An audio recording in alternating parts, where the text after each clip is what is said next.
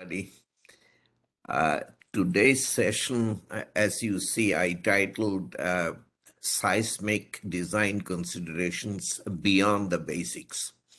I that is the most descriptive title that I could come up with for what I have in mind to discuss today. These are the topics. First of all, drift, P delta effects, building separation.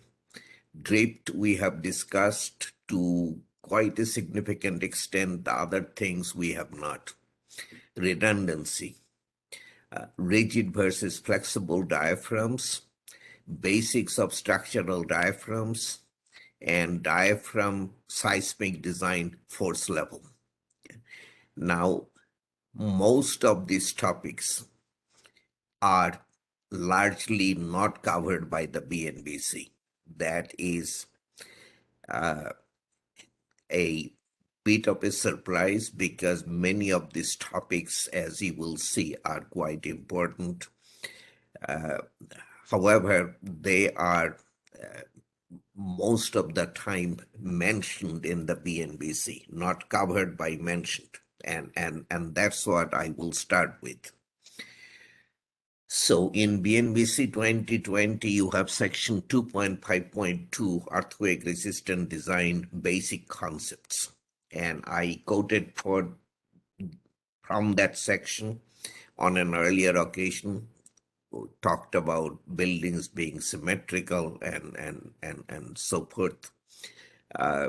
Now on structural redundancy, this is what BNBC has to say.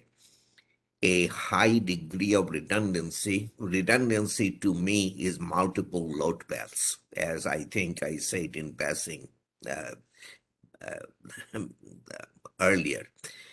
More than one way for the loads to travel from the point of application down to the ground where all loads ultimately belong. That's what redundancy basically is. So BNBC says a high degree of redundancy accompanied by redistribution capacity through ductility is desirable. For me, this redistribution through ductility is different from redundancy. And maybe to conserve time, I am tempted, but I will not go there.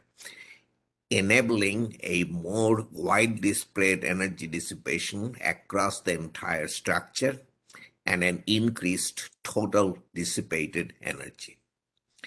The use of evenly distributed structural elements increases redundancy. Structural systems of higher static indeterminacy may result in higher response reduction factor R. This concept is also not there in the code. We do not take an increase in R when we have a redundant or a highly redundant structure. Okay, but this is the entirety of what BNBC says. I will show you ASCE 7 provisions, which are full-blown provisions that we remember. The redundancy factor rho is in the designed load combinations. Earthquake effect E is rho times horizontal earthquake effect plus vertical earthquake effect. And E is combined with the effects of gravity loads through the designed load combinations. Okay, that's how the redundancy factor comes into design. The next item, this is also from section 2.5.2 of BNBC, horizontal bidirectional resistance and stiffness. So horizontal earthquake motion is a bidirectional phenomenon, and thus the building structure needs to resist horizontal action in any direction. I actually discussed that with you under orthogonal load effects. Remember, I don't remember whether it was the last time or the time before, but orthogonal load effects take care of exactly what BNBC is talking about here. The provisions are not in BNBC, but I give them to you. The structural elements of lateral force resisting system should be arranged in an orthogonal pattern, ensuring similar resistance and stiffness characteristics in both main directions. That is not always up to the engineer. The architecture of the building will dictate much of this. The stiffness characteristics of the structure should also limit the development of excessive displacements that might lead to either instabilities due to second order effects or excessive damage. Okay, so this is what BNBC says under horizontal bidirectional resistance and stiffness and orthogonal effects. Provisions of ASC 7 I have discussed with you that goes far beyond this kind of stating principles kind of idea.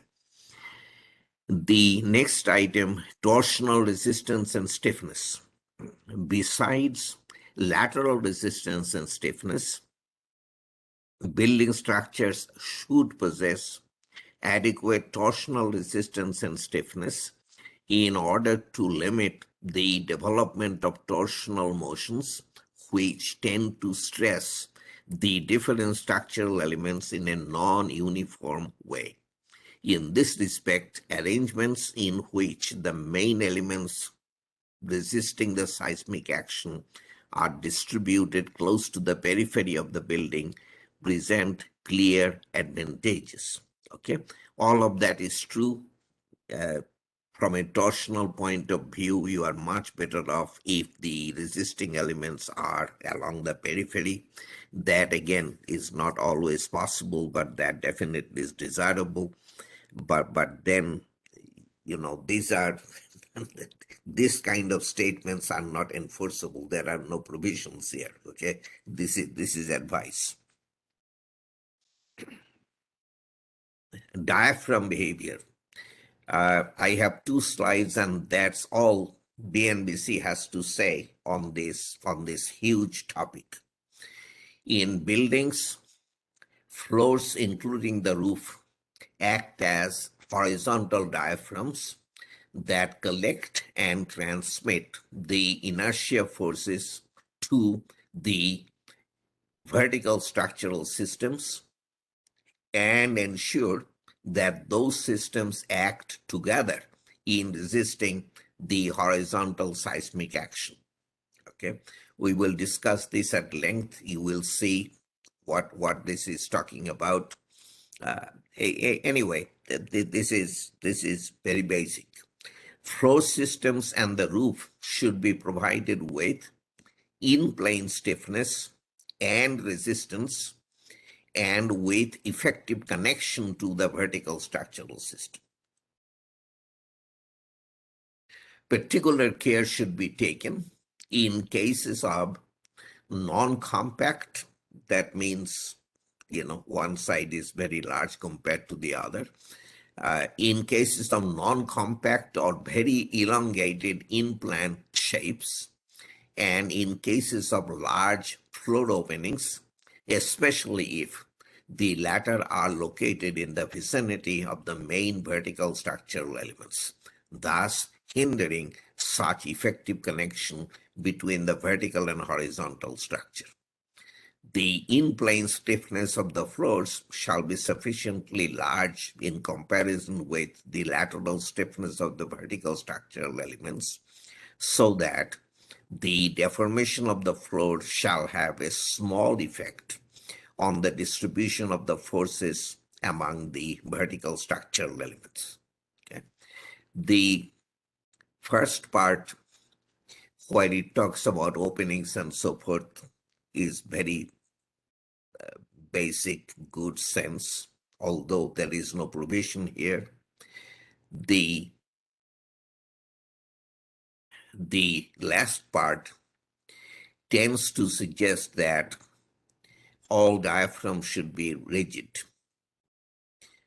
that they should not deflect much in their own plane. That is really not a necessity. Uh, and so this is where this diaphragm stiffness discussion comes in, flexible versus rigid diaphragms. We will talk quite a bit about it. And to a large extent, we will talk about not all of it, but at least the diaphragm design force level. I will talk about. Okay, so that brings us to the first set of topics: drift, P delta effects, building separation. Everything in today's presentation is AC7 material as adopted by the IBC.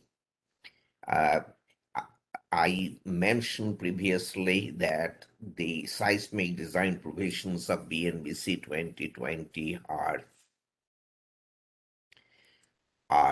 those of ACE 705.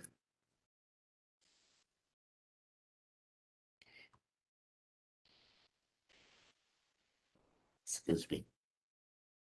And that's where I typically have gone uh, in the,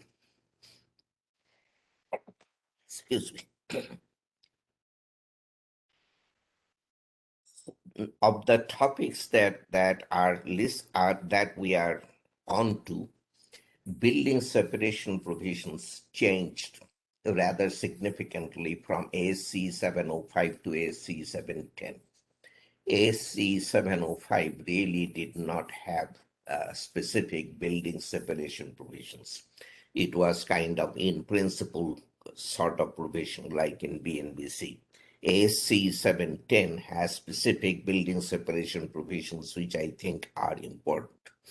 So in this segment, I have gone to AC 710 definitely for the building separation part. The rest of it is AC 705 or AC 710. There is really no difference between the two. Some slides have AC 710 in the title, some have AC 705, but uh, again, other than building separation, there is no difference between the two. Okay. The lowercase delta sub 3e is the elastically computed displacement at floor level 3, okay, under the code prescribed seismic forces. So you take the design base shear, you distribute it along the height of the structure in the manner prescribed by the code. That gives you lateral forces at the various floor levels, which we denote by capital F sub X. We do an elastic analysis of the structure under those distributed forces. The displacement coming out of that analysis for floor level 3 is delta sub 3E for elastic, and at floor level 2 it is delta sub 2E. E again is for elastic, 2 is for floor level 2. Okay. The difference between the two, this capital delta sub 3E, is the inter-story drift for story 3. Okay, this is level 1, this is level 2, this is level 3, this is story 1, this is story 2, this is story 3. So story 3 is the story below level 3. Okay. uh,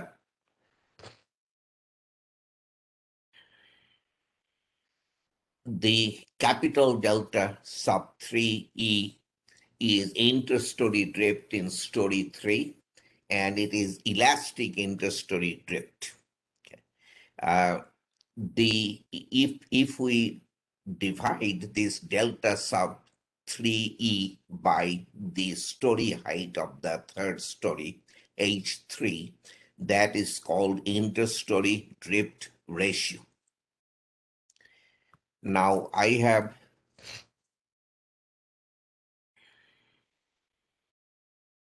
I think at least in passing, discuss this with you.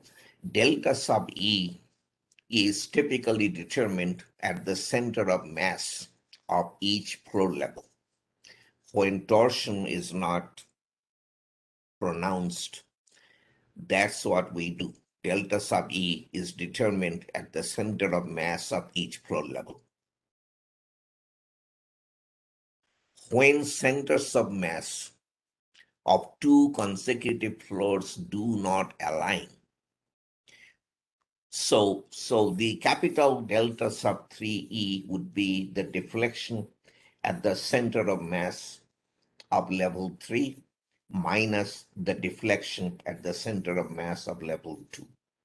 However, if the centers of mass of level 3 and level 2 are not vertically aligned, then the interstory drift would be the deflection at the center of mass of level 3 minus the deflection at a vertically aligned point below the center of mass of level 3 on level 2.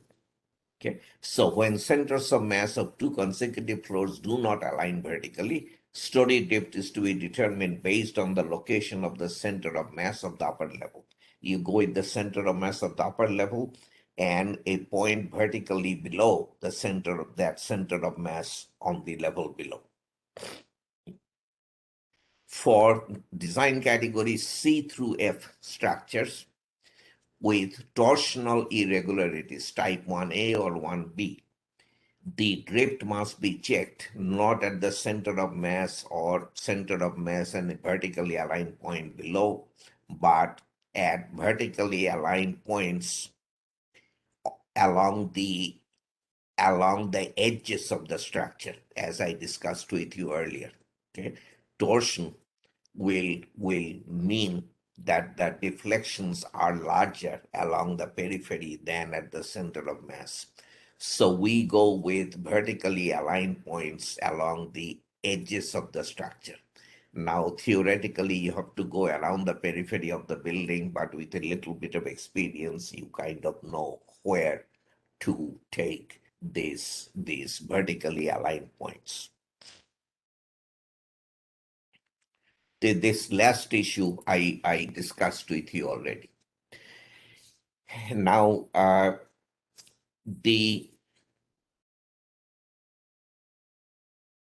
variation of this picture I have shown you many times. The load deflection curve of a particular structure subjected to the design earthquake of BNBC 2020. If the response were elastic, the total force developed in the structure would be capital V sub E, and the total displacement not shown here, we called it lowercase delta sub capital E on an earlier occasion. Anyway, today the important thing is that we are designing for V sub E divided by R. That's our design base shear. And we analyze our structure elastically under that shear distributed according to the height of the structure in the manner described by the code. The corresponding displacements at the various floor levels are delta sub E, okay, as we just saw and discussed. Now, as mentioned previously, delta sub E would be much smaller than the displacements the structure will actually see if the design earthquake were to hit, because delta sub E is being calculated under the reduced displacement, reduced forces V sub E over R. Okay, I mentioned previously that the deflection corresponding to elastic behavior does not change much when behavior is inelastic. When you make your structure less strong, part of the deflection is elastic, part of the deflection is inelastic. The total deflection does not change much from when the structure behaves elastically to the design earthquake. Okay, so this deflection is not a whole lot different from the deflection corresponding to V sub E. There are proposals that we make them the same, but so far we have not made them the same, except here and there. Anyway, the we estimate the actual design earthquake displacements by multiplying the calculated delta sub E values by the displacement amplification factor C sub D, which is given to us in the R values table. Okay, all of that I have discussed at length with you. None of this should be anything new. Okay, the C sub D values, as I said, are given in the R values table, table 12.2-1 of ASC 710. That is, the corresponding table is in BNBC also, and on other slides, I'm giving you the BNBC table numbers. Okay. Now, so lowercase delta sub XE, capital delta sub XE, capital delta sub XC divided by H sub X. We have discussed all of that. Now, also discussed earlier, the when we check, do our drift check, when we check that the interstory drift is interstory drift delta, including C sub D, is within tolerable limits as given in AC7, we multiply the design deflection by the importance factor I. Okay, so we start with delta, lowercase delta sub 3e, elastically computed.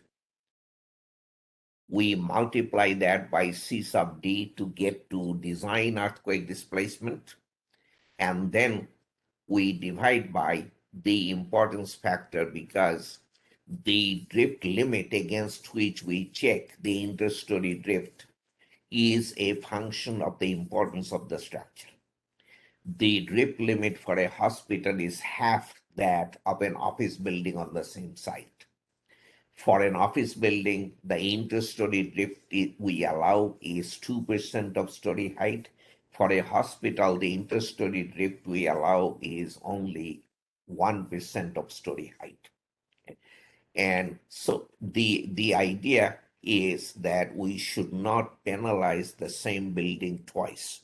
First, by instituting a tighter drift limit, and second time, by calculating larger deflections for an important building, because the force under which we are calculating the displacement, the lateral force, is augmented by an importance factor I. So we take the I out of the deflection calculation. So this quantity, C sub D times delta sub XC for floor level X divided by I, that quantity at the top of a story minus the same quantity at the bottom of the same story. If our story is the third story, that would be delta sub 3E minus delta sub 2E divided by I, is the delta sub 3 that we check against the drift limit. Okay, I think you will find these slides very, very clearly made. So I spent time on this on a previous occasion, so I think that should be sufficient. The the interstory drift delta must be within tolerable limits. Now, something important that I did not mention in the past is, or maybe two things. Okay, so remember, in the design base shear equation, irrespective of seismic design category, the design base shear may not be any less than 0.44 S sub ds times S sub ds times I times W. or the design base shear coefficient cannot be any less than 0.44 S sub ds times I. And under no circumstances can it be below 1% when S sub ds is low.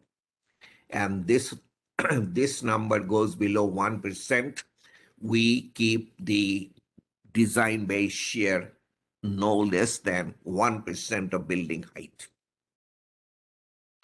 Now that limitation need not apply in drift computation. Okay, you can let the design base shear go as low as the 1 over t or 1 over t squared equation would give you. The other limitation that need not apply, need not means exactly what it says. You do not have to apply it, but if you apply it, that is okay with the code. When we talked about period computation, we start with approximate period T sub A, which is given by formulas in the code. Then we compute period rationally by any procedure that is in conformance with the principles of mechanics. The rationally computed period T depends on the stiffness assumption that we make in the period computation. And because of that, T is limited to being no more than a multiplier times the approximate period. The multiplier in Bangladesh is 1.4. So we are never allowed to take the rationally computed period any larger than 140% of the approximate period. But that is for force calculations only. For deflection calculations, that limit need not apply.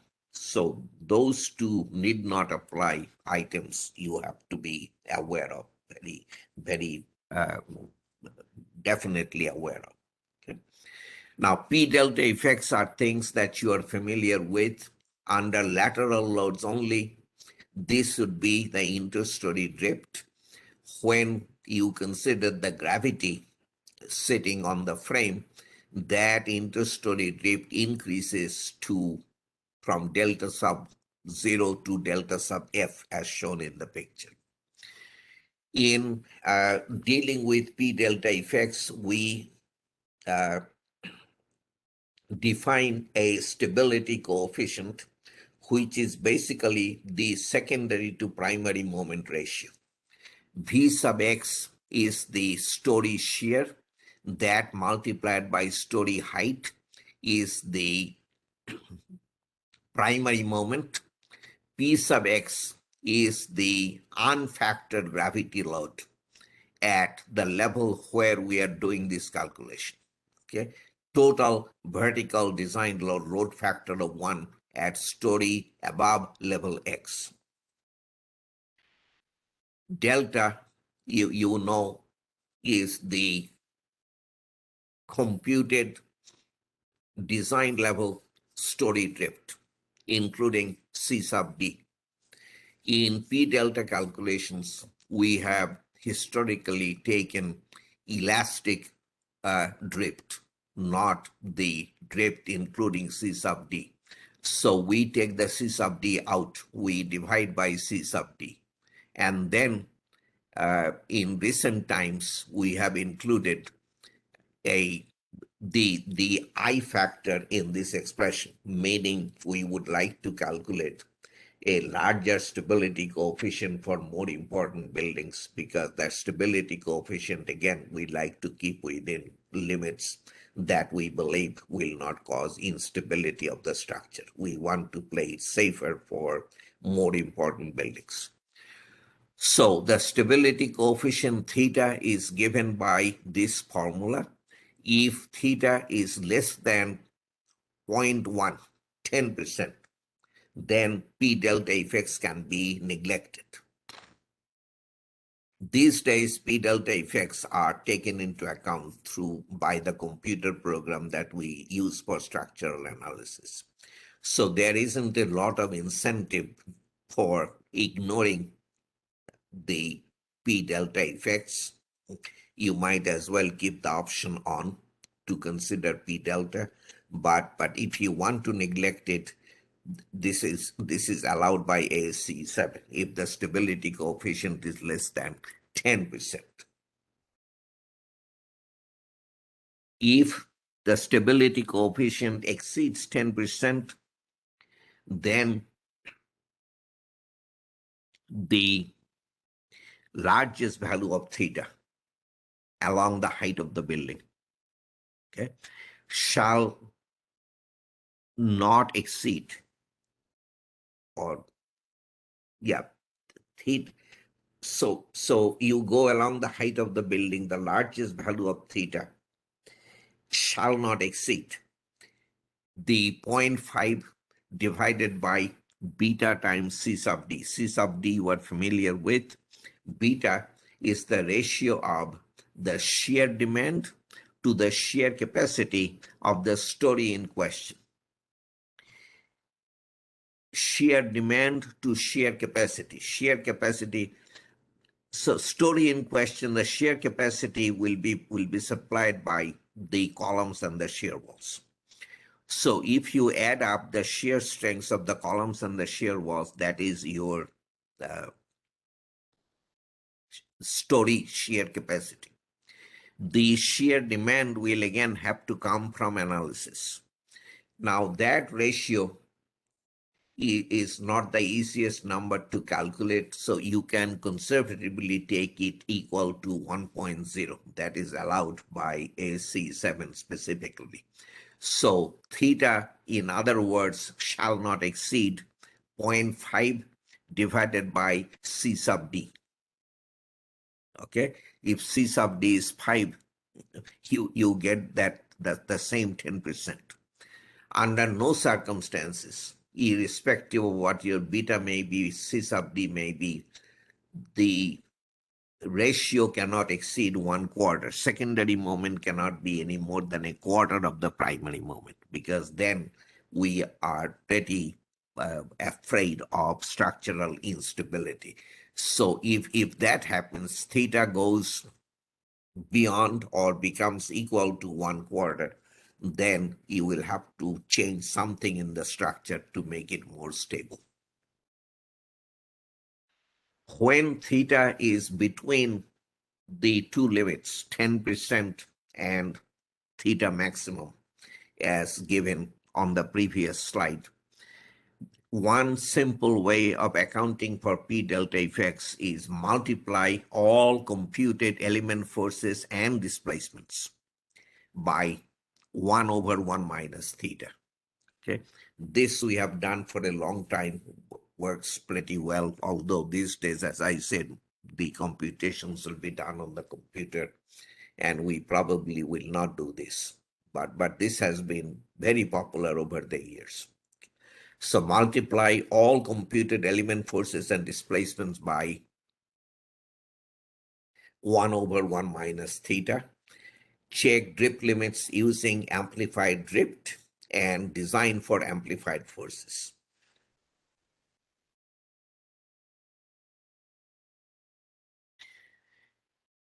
Okay, the note that started at the bottom of the previous page, and you can delete that because that note is repeated here. So P delta effects may also be automatically included in the structural analysis, as I have been saying.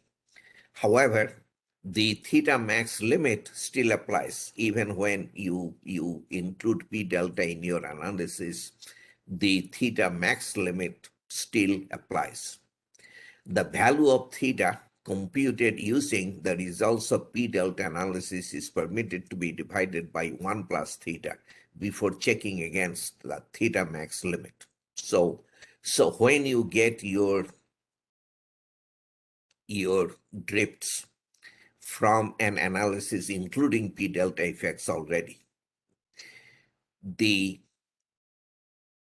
deflections that you get from the computer can be divided by 1 plus theta, because the check should be you see the deflection, the drifts that you check against the limit should be drifts in which P delta is not included. If you take the drifts from an analysis where P delta is already included, you need to take the P delta consideration out, and that's where the division by 1 plus theta comes in. Okay, so read this carefully. I think you will see exactly what AC7 has in mind. Okay. The drift limits are in table 12.12-1. I showed it to you earlier. I don't know that I need to spend more time on this. Most of the time, as I pointed out, you'll be under all other structures, this last row. And your drift limit is 2% of story height for risk category 1 or 2. Actually, this is called occupancy category in the older documents like your code. 1.5% of story height for category 3 buildings, which are assembly buildings. A lot of people congregate in one space at one time, and the limit is 1% of story height for essential facilities and hazardous facilities. Okay. Something that I did not mention is in this box. For seismic force resisting systems comprised solely of moment frames, in structures assigned to design category D, E, or F, the design story drift delta shall not exceed delta sub A divided by rho, the redundancy factor for any story. So this is a major penalty for structures that employ moment resisting frames as the seismic force resisting system, no shear walls. Okay. So again, for seismic force resisting systems comprised solely of moment frames in structures assigned to design category D, E, or F, the design story drift delta shall not exceed delta sub A over rho. In other words, you are tightening the drift limit. If rho is 1.3, your drift limit is way tighter. Okay, so this is something I need to point out because many people I know just miss this provision in AC 710. It was put there for a reason, and you need to understand it and apply it. Okay, that brings us to structural separation to avoid pounding or hammering, as it is called. I think this picture is pretty graphic. If we want to prevent hammering, then that separation distance has to be sufficient. Okay. This is a picture taken after the 1994 Northridge earthquake, and you see the damage due to hammering that has happened. Now, this is the structural separation provision of AC 710. Here, I mentioned AC 710 is quite different from AC 705.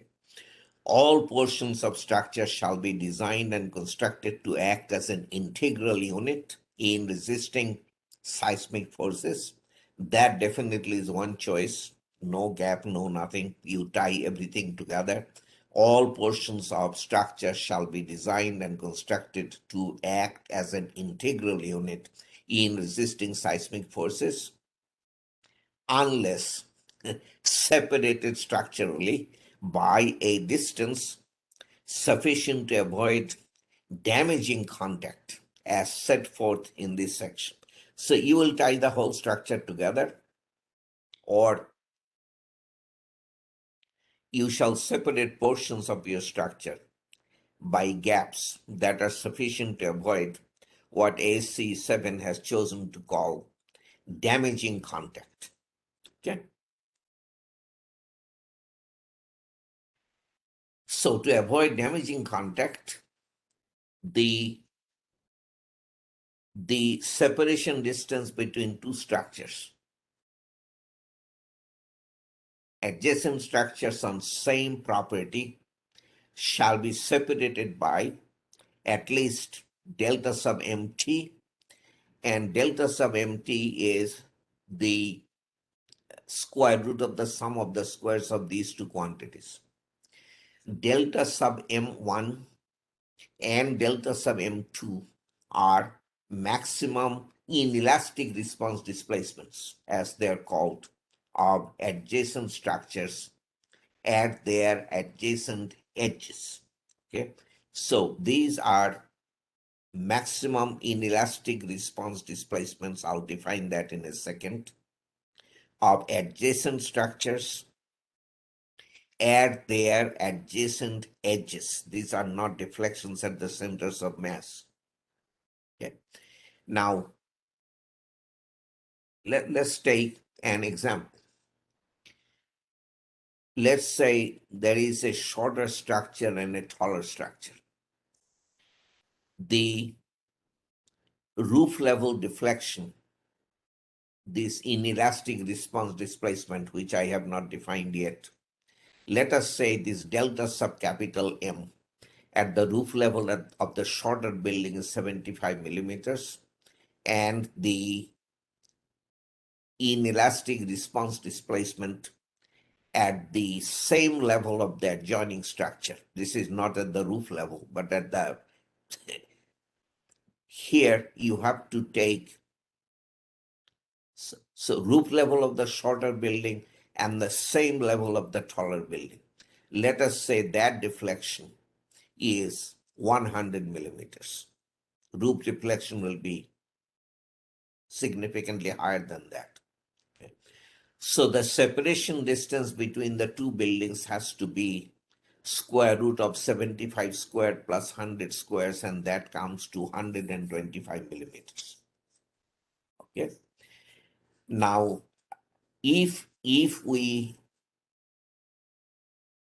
wanted no contact between the two buildings, no contact whatsoever, then we would have to separate them by a distance equal to 75 millimeters plus the roof level displacement of the taller building, which would be, let us say, 150 millimeters. So the gap would be 225 millimeters.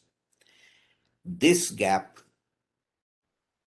in ASC 7's opinion, is sufficient to avoid damaging contact. There will be contact, but that would not result in significant damage to the structures.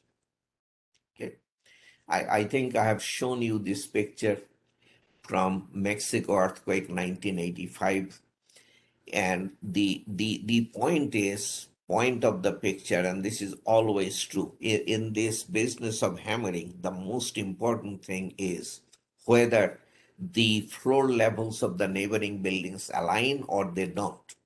In this picture, they are not aligned. So the heavy floors of the right building hit against not quite mid-height, but along the height of the column of the next building, and a few poundings like that, the column gets damaged, and then a whole portion of the building can come down. Okay, if the floors are aligned, the damage is significantly less, but we cannot regulate by building code that floor levels of neighboring buildings shall be aligned. That is pretty absurd. So this is why we go to this avoiding damaging contact. Okay. Now, maximum inelastic response displacement, delta sub M, what is it? It is a delta maximum multiplied by C sub D divided by I. This is very similar to the delta sub X that we use in drift check. That was delta sub XC times C sub D divided by I. Here we are using delta maximum instead of delta sub XE. Delta sub XE, I have mentioned, is deflection typically at the center of mass of a level, except that it may be vertically aligned point below the center of mass of the upper level, or in the case of torsionally irregular building, C sub D could be at a point along the edge. Now, this delta sub capital M is maximum displacement at level X. This is maximum displacement, considering torsion and torsional amplification where applicable. So if it is a torsionally irregular building, you will have to apply, you will have to consider the inherent torsion. You have to bring in accidental torsion, and depending upon your situation, you may have to multiply the sum of the two by torsional amplification factor. Okay, under all of that, the maximum deflection will be somewhere along the edge of the building, and that maximum deflection is capital delta sub M. So in other words, the delta sub XE typically does not include the effect of torsion. Delta sub capital M includes the effect of torsion. Is this page repeated? Seems to me. Yeah, I have two copies of the same slide, so you can just cross it out. Okay, structural separation. So that was what we discussed is the gap between two buildings on the same property. Now, where a structure adjoins a property line not common to a public way, property line not common to a public way, structure shall be set back from property line by at least the displacement delta sub M of that structure. So this is also a repeat. I don't know how it happened. Just cross out that slide. Okay, so previously we were talking about the shorter building and a taller building on the same property. But if there is a property line between the two buildings, this building belongs to one owner and the next building, the taller building, belongs to another owner, then the requirement is that this building must be set back by the delta sub M displacement at the roof, which is 75 millimeters in our case, from the property line. The adjoining building also has to be set back by the roof displacement, which would be, what did we say, 150 millimeters from the property line. And then the gap between the two would be 225 millimeters. So when the two buildings are on the same property, we are allowing a gap of 125 millimeters. When the buildings still adjoining belong to different owners, we insist on a gap of 225 millimeters. Is that logical? And the answer is yes, because if the two buildings belong to the same owner, our sole preoccupation is to avoid damaging contact. If the buildings belong to different owners, then what we are trying to prevent is from my building deflecting onto somebody else's property. Okay, so it is entirely what ASC 7 requires is entirely logical.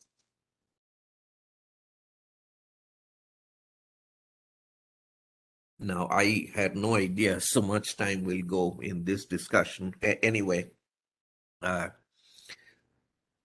may become anyway, we'll see.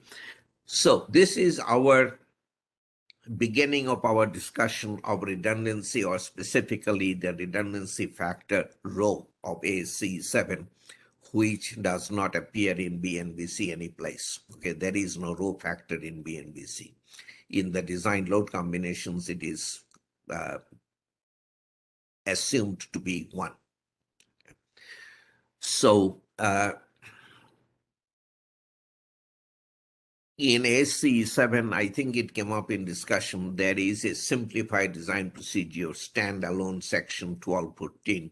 If you're doing simplified analysis, rho is equal to 1. Okay? That is something that I typically don't even think of mentioning. Now, if your design category is A, there is no seismic design, and what the rho value is immaterial. You don't have design category A in Bangladesh, so that goes out. B and C, very importantly, rho is equal to 1. D, E, and F, you don't have E and F. Design category D, rho can be 1 or 1.3. When we started out, rho was more complicated. Now it is design category D, E, or F. It is 1 or 1.3. The AC7 section on redundancy is 1234. In that, we first have a subsection that gives us conditions where rho can be taken equal to 1. Many situations AC7 tells us to start with rho can be taken equal to 1. And then the next subsection, we talk about redundancy factor for the high seismic design categories D, E, and F. Okay, starting with this slide, situations where rho can be taken equal to 1. AC7 tells us it can be taken equal to 1. Structures assigned to design category B or C. Drift calculation and P delta effect calculation. Okay, rho can be taken equal to 1. Drift computation and P delta effect calculation. Design of non-structural components, which we will discuss tomorrow. Rho is equal to 1. Design of non-building structures not similar to buildings. Non-building structures, again, we will discuss tomorrow. Very broadly speaking, every non-building structure is put into one of two categories. Non-building structures similar to buildings and non-building structures not similar to buildings. Non-building structures similar to buildings are treated like buildings, and the rho factor is whatever it is, but non-building structures not similar to buildings, rho can be taken equal to 1. Okay, that's item 4. Design of collector elements, splices, and their connections for which load combinations with overstrength factor are used. You remember this came up big time in the design of collectors. Their splices and connections must be designed using load combinations with overstrength factor. And when you have that overstrength factor included, you don't apply another rho factor on top of that. Rho is equal to 1. Design of members or connections where load combinations with overstrength are required for design. So it is not only the collectors, there are other things like columns supporting discontinued shear walls that have to be designed using the load combinations with overstrength factor. And if you are doing that, then there is no need for an additional rho. Diaphragm loads, diaphragm design forces that we will discuss later today. There are inertia forces that are generated in the diaphragm in an earthquake. And then there are transfer forces where we'll get into that. Rho for the inertia forces is equal to 1. For the transfer forces, it is what it is. It can be 1, can be 1.3. Structures with supplemental damping systems that are designed by chapter 18 of AC7. Rho can be taken equal to 1. And finally, design of structural walls for out-of-plane forces. So when you design a wall for out-of-plane bending, including the anchorage of that wall to diaphragms and so forth, rho is equal to 1. So this long list is extremely useful. We use it all the time. Uh, okay, so going beyond that,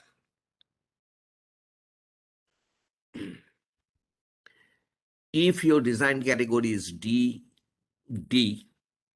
rho is 1 or 1.3. Okay, that I have said already, I don't know how many times. Now, rho is 1.3, not 1, 1.3, unless one of two conditions is met. Okay, if condition number 1 is met, then rho is equal to 1. If condition number 2 is met, then also rho is equal to 1. Both conditions don't have to be met. Okay, so unless you meet condition 1 or condition 2, your rho is equal to 1.3. This meeting of condition 1 or 2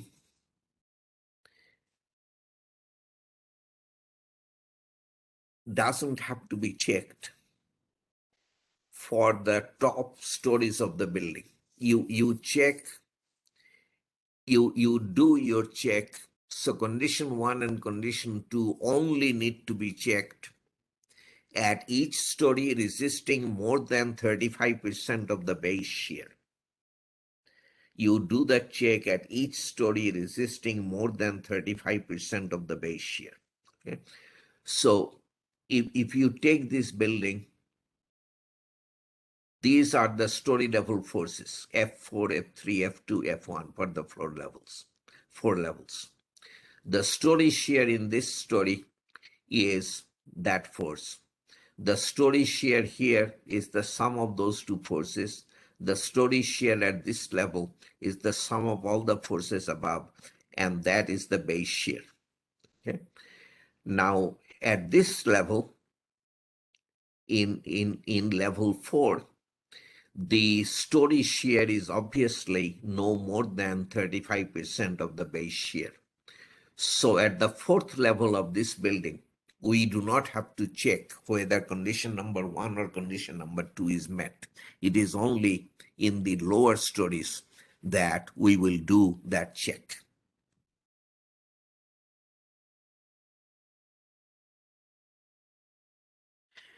Now, condition number 1, condition number 2. What is condition number 1? Can an individual element, structural element, be removed from the seismic force resisting system? So can an individual element be removed from the seismic force resisting system without causing the remaining structure to suffer a reduction of story strength of larger than 33% or creating an extreme torsional irregularity? So you remove a member from the seismic force resisting system. If that causes more than a 33% decrease in story strength, the story from which you took that member, if the strength of that story goes down by more than 33%, or it now becomes extremely torsionally irregular, then you have not met condition number 1 and your rho is 1.3. So when we say you remove a member from the seismic force resisting system, what are these members? If you have a brace frame system, what you remove is a single brace. If you have a moment frame system, removal of a member would mean loss of moment resistance at the beam to column connections at both ends of a single beam. Okay, so you insert hinges at each end of a beam. These are not plastic hinges, these are hinges, zero moment. Okay, so that would be removal of a member when you have a moment frame system as your seismic force resisting system. When you have shear walls or wall piers, okay, so if you have shear walls as part of the resisting system, then you remove a shear wall with a height to length ratio greater than 1. That is important. You don't remove just any shear wall, but a shear wall with height, story height to length ratio greater than 1. And if it is a cantilever column system, it is you insert a hinge at the base of a cantilever column. Okay, so that's what we mean by removing a member. That is condition number 1. Condition number 2, if a structure is regular in plan, so all of this is condition. The structure has to be regular in plan. There are at least 2 bays of seismic force resisting perimeter framing on each side of the structure in each orthogonal direction at each story resisting more than 35% of the base shear. Too many each in this sentence, making it very difficult to understand. So I have a picture. So first of all, the first part was structure regular in plan. Okay, so there are no plan irregularities. That's what it means. You have 2 bays of seismic force resisting perimeter framing. Two bays in this direction, 2 bays in the orthogonal direction. So 2 bays of perimeter framing in each orthogonal direction, and the 2 bays will have to be 1 on each face, not in the middle. Okay, so it is exactly as shown in the picture. I'll read it now. It should be understandable. If a structure is regular in plan and there are at least 2 bays of seismic force resisting perimeter framing on each side of the structure in each orthogonal direction at each story resisting more than 35% of the base shear. So if you have this at every level other than the top levels where the story shear is less than 35% of the base shear, your rho is equal to 1. Okay, a few questions and answers which hopefully will make things clearer. Or the first item actually is an important part of the provisions. How many bays are there in a shear wall? So if when you have moment frames, it is very easy to count if you have 2 bays or not. When you have a shear walls, when you have a shear wall on a face, how many bays is that? So the number of bays is length of shear wall divided by story height. So if you have 10-foot story height, 20-foot long shear wall, your number of bays is 2. Okay, so length of shear wall divided by story height. But if you have light frame construction, I mentioned this is wooden studs, or these days cold form steel metal studs with some kind of sheathing. That would be light frame wall. If you have that, then you get a big break. Then the number of bays is twice the length of the wall divided by the story height. Does redundancy factor apply to the design of foundations? The answer is yes. I am using condition number 1, remember, removal of structural members, to determine rho for a wood frame building. All of the shear walls are relatively long. In other words, the height of each shear wall, 2.4 meters, is less than its length, which is 2.7 meters or 3 meters or 3.7 meters. Can I assign rho equal to 1 because there are no shear walls with height to length ratio larger than 1? And the answer is yes. ACE asks you to remove shear walls with height to length larger than 1. If there is nothing to remove, your building is redundant. We have a building that is 100 meters tall, 31 stories with shear walls. When table such and such uses the phrase height to length ratio, is that the height to length ratio within any story, or is it referring to the overall height to length ratio, which is for our building, which for our building would mean a height of 100 meters? The answer is the height to length ratio is intended to be story height to length ratio, story height, always story height. Okay, so as shown in this picture, when we talk about a shear wall with height to length ratio larger than 1, it is story height to the length of the shear wall. Can the value of rho be different for at different levels of the same building? The answer is no. The rho is for the whole building. Okay, it is not floor by floor. Answer is no. Rho cannot be different for different levels of the same building.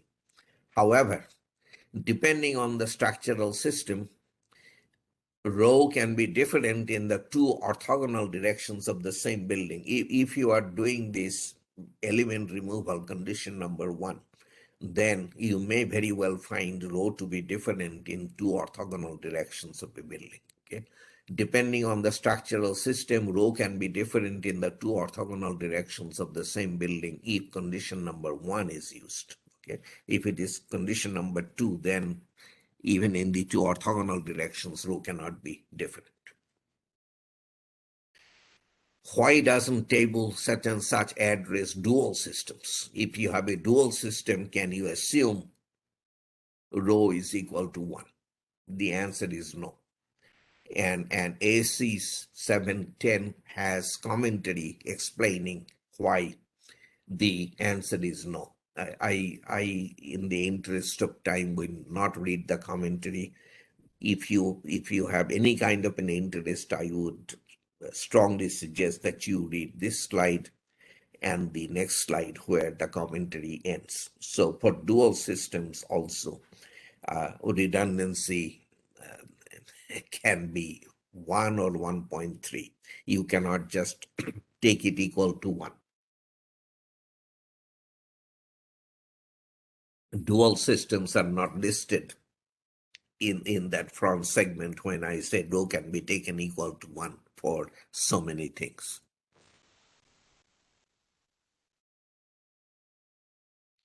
Okay, rigid versus flexible diaphragms. This is a very important topic because remember, we start seismic design with the design base shear. Then we do a vertical distribution of the base shear along the height, giving us the F sub x forces. From the F sub x forces, we can calculate story shears, V sub x. But then we have to make a horizontal distribution of V sub x. If in the direction of V sub x, as I showed you in a picture, if we have 2 frames and 3 shear walls of unequal length, or whatever we have, if we have multiple seismic force resisting elements, how is V sub x distributed among those elements? If we have 2 frames and 3 shear walls, how much of the story shear goes to the frames and how much to the 3 shear walls? How much goes to the frames and how much goes to the shear walls depend on the stiffness of the diaphragm. Does the diaphragm deflect very little in its own plane in an earthquake situation, in which case it is rigid? That will give us one kind of distribution. Or does the diaphragm deflect quite a bit in its own plane under design earthquake excitation, in which case our distribution will be very different. Okay, this is why we need to know whether our diaphragm is stiff or flexible. So Seismic story shear is to be distributed to vertical elements of the seismic force resisting system based on the relative lateral stiffnesses of those elements if you have rigid diaphragms. Seismic story shear is to be distributed to vertical elements of the seismic force resisting system based on tributary areas if you have flexible diaphragms. Okay? A very, very simple example. So we have a diaphragm, a slab bending in its own plane under the seismically induced forces. The stiffness of each shear wall is K. Stiffness would be the force required to impart a unit of interstory drift to those shear walls. Those are the same for all three shear walls. Okay. If the diaphragm is rigid, then 1/3 of this total force will go to each wall because the stiffnesses are the same. However, if the diaphragm is flexible, then half the total load will go to the interior wall and only a quarter will go to each of the exterior walls based on tributary areas. Okay, obviously this distribution is very different from that distribution. This is why we need to know the diaphragm rigidity, and these are two extremes. Obviously it can be something in between. The diaphragm can be semi-rigid. Most diaphragms actually are. We for purposes of analysis, we may take them to be rigid or flexible, but most diaphragms are semi-rigid, and we are now able to do structural analysis, including the actual stiffnesses of the diaphragms. That is called semi-rigid diaphragm analysis. It can be done, but it gets complicated.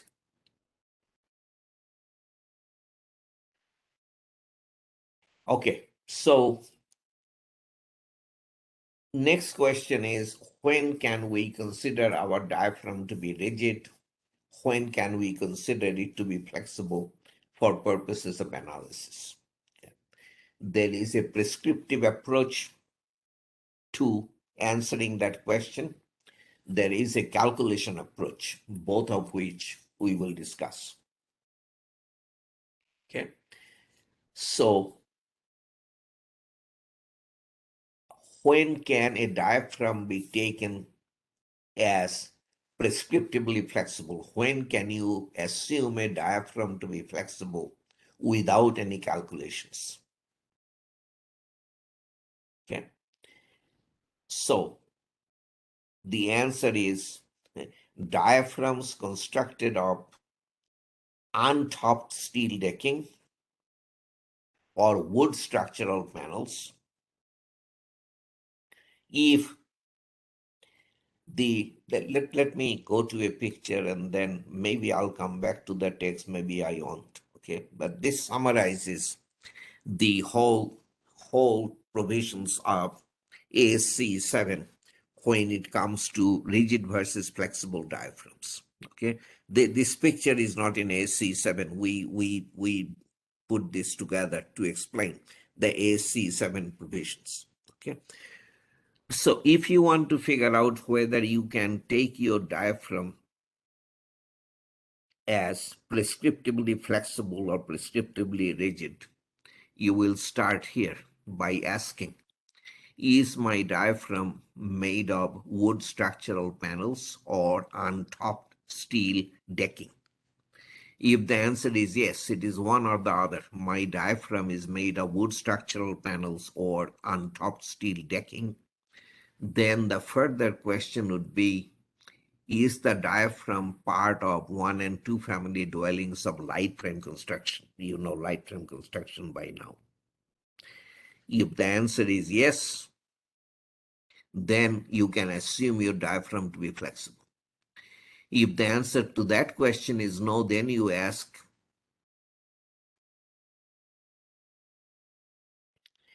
is the structure of which this diaphragm is a part. Of light frame construction is the structure of light frame construction where conditions in section such and such are met. These two conditions are, maybe that's the only thing I'll read.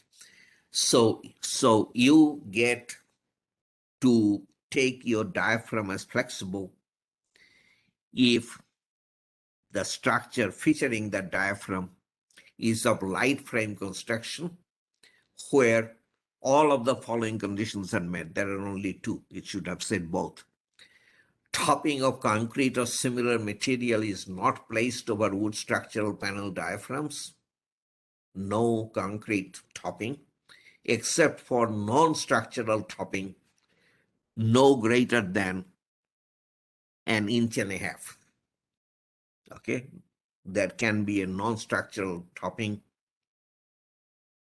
It will typically be lightweight something. Okay, so where both of the following conditions are met. So that is condition number one. Condition number two, each line of vertical elements of the seismic force resisting system complies with the allowable story drift ratio, story drift limits. Okay, so not just for the entire structure, but each line of lateral resistance shall meet the drift limits. If both of those conditions are met, then you can assume your diaphragm to be flexible. Thirdly, this is a big one. If your flexible if your diaphragm made of structural wood panels or on top steel decking is supported on rigid vertical seismic force resisting systems, which should be steel brace frames, composite steel and concrete brace frames, concrete masonry steel or composite shear walls. Those are all very stiff seismic force resisting systems. If the diaphragm itself is wood panel or on top metal deck and it is supported by very rigid seismic force resisting systems, then also you can assume your diaphragm to be flexible. If none of those conditions is satisfied, then we will go to the calculation approach. The prescriptive approach doesn't give us an answer. Okay. Now, if the answer to the starting question is my diaphragm made of wood structural panels or untopped steel decking, if the answer to that question is no, that means we have a concrete slab as our deck, as our diaphragm, or a concrete filled metal deck. So it's a metal deck with concrete topping. Those are the only two possibilities. If the diaphragm is not made of wood structural panels or on-top steel decking, because there is no masonry diaphragm. Okay? So concrete slab or concrete fills metal deck. If the answer is yes, we have one or the other, then you further ask, is the span to depth ratio smaller than or equal to 3? And is my diaphragm totally free of irregularities? Okay.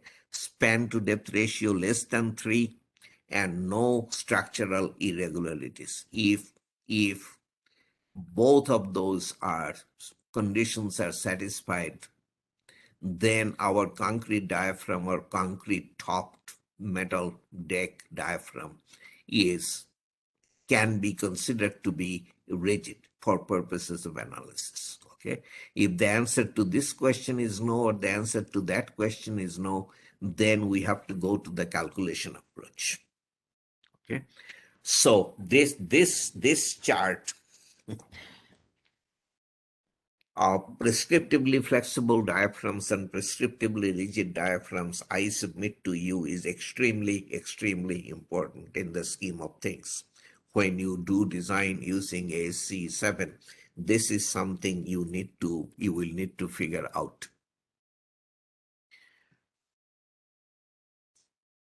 Okay, calculated deflection approach. Again, I will skip the text, go to the figure. You see my arrow. something pops up every few seconds and I have to get rid of that. Anyway, it's so annoying that. Okay, so this is a diaphragm. It is acted upon by seismic forces, inertia forces caused by seismic excitation. We typically take it uniformly distributed along the edge of the diaphragm. This is the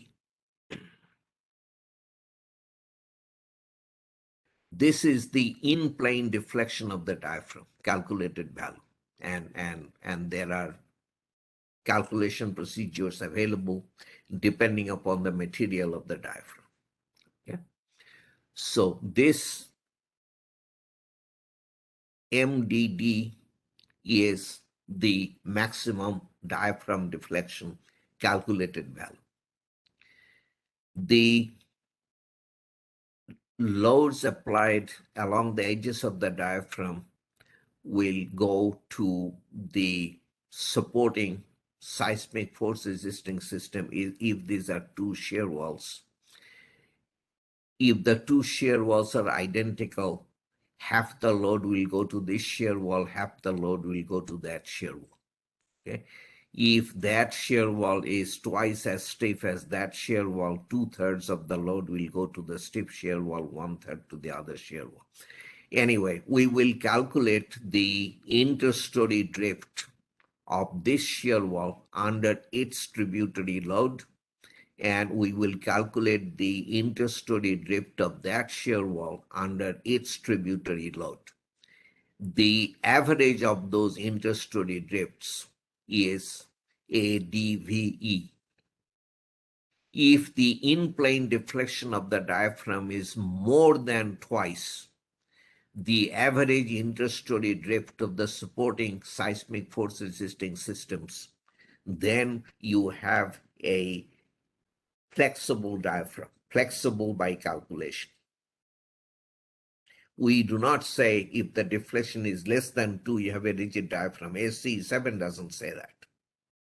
Okay, so ASCE 7 has prescriptively flexible, prescriptively rigid, and flexible by calculation.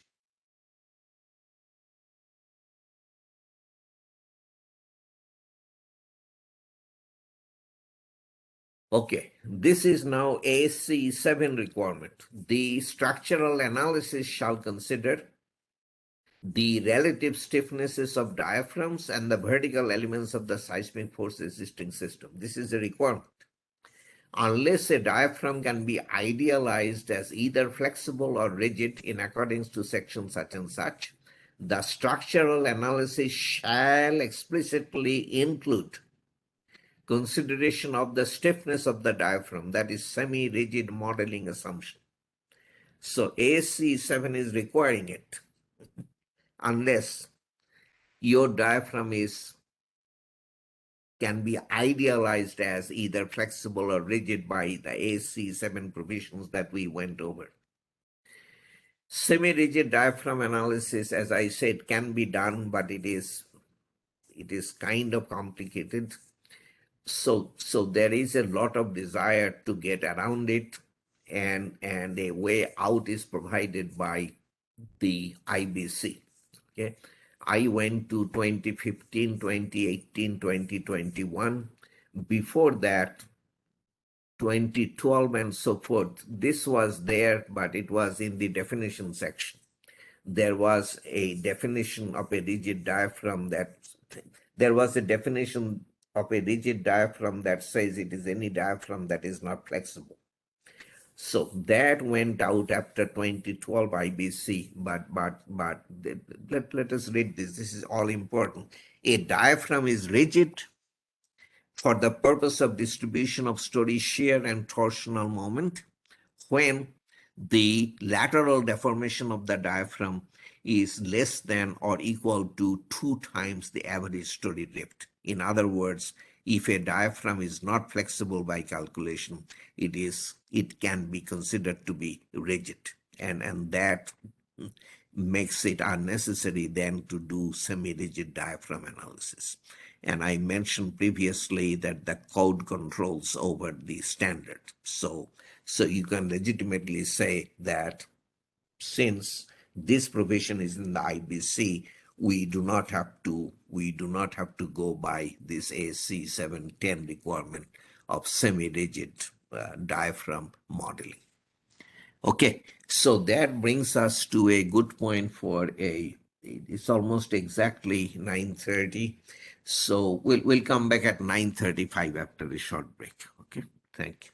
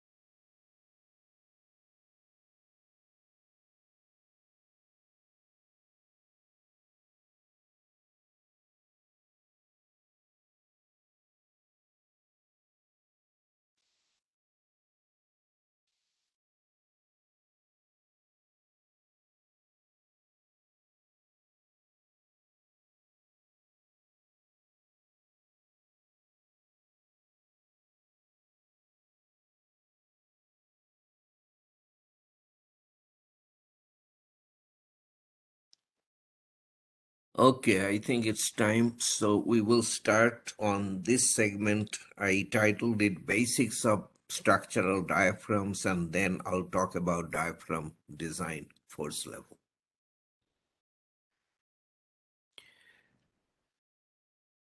I think on a previous occasion, I did talk about these technical briefs, as they're called, issued by the National Institute of Standards and Technology, NIST. It long time ago, it used to be called the National Bureau of Standards, NBS, back in those days. Uh, these are 40-page publications, roughly 40, uh, on each on a highly technical topic, and the idea is to present to the practitioner a balanced overall view of the topic, how to deal with whatever is being covered in design. There is a tech brief on seismic design of cast-in-place concrete diaphragms, cords, and collectors. As you see here, it is tech brief number 3. Uh, I mentioned previously, you can Google uh, and find it and download it totally free of charge. In this background section, I have taken quite a bit of material from this publication, particularly the figures. Okay. I did want to acknowledge it, and I also wanted you to refer to this publication as being almost must reading if you want to understand structural diaphragms. Not AC, ACI 318 now has a whole chapter 12, relatively new, on essentially non-seismic design of diaphragms. Seismic design is in the seismic chapter 18, in one subsection. The provisions of Chapter 12 of ACI 318 were largely derived from this publication. Okay, so this is something I did want to bring to your attention. This picture is lacking in quality, but anyway, it's isometric view of a basic building structural system comprising horizontal spanning elements, which are diaphragms, vertical spanning elements, which are walls and frames, and foundation. So the foundation is here. This is gravity. So the lateral force resisting system in one direction consists of this frame, and the other direction the shear wall. Everything else is gravity framing. You remember, those are structural elements that are considered not to be part of the seismic force resisting system. So the diaphragms are marked moment resisting frame, gravity frame, foundation, shear wall. Okay, this figure is about roles, multiple roles that diaphragms play. Diaphragms, again, I said this before, but I think it bears repeating. A slab, as you see here, we would, to get down to very basics, we would build the slab so that we can impose live loads on it, so that we can carry on some activities on the floor, whether the activity is sleeping or working or dancing or whatever. In order to impose the live loads, we will have to resist the dead loads, the weight of the slab primarily, and we will also have to, okay, let me pause there. So the dead loads and the live loads are gravity loads that cause out of plane bending of the slab. and a slab has to be designed for that out of plane bending. We have to put reinforcement in to carry the out of plane bending and the accompanying shear. When the building of which this slab is a part is subject to wind forces or forces due to earthquake excitation, now the same slab will bend in its own plane like a deep beam. And now we call the slab a diaphragm. Okay, the slab is acting as a diaphragm, and acting as a diaphragm, it it fulfills multiple roles. Okay, so these are lateral loads, these are gravity loads, this is diaphragm, here moment resisting frame. In this picture there is an inclined column, there is a thrust on it. uh, Anyway, so this is shear wall, gravity framing as in the previous picture. This is called a podium slab or a transfer slab, and I'll talk about that. And these are basement walls. Okay, this is below grade soil pressure. So this is a pretty general picture that that we encounter fairly commonly. These are the different roles that diaphragms play. Resist gravity loads, not acting as diaphragm, acting as slab, but anyway, that's a role. Provide lateral support to vertical elements. That is important. Laterally, so diaphragms provide lateral supports to frames, shear walls, and so forth. Resist out of plane forces. I don't know any difference between the first item and the third item.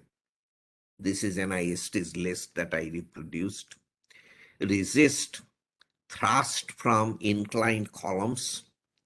So that thrust, or this thrust, has to be resisted by force in the diaphragm. That is pretty uncommon, inclined columns.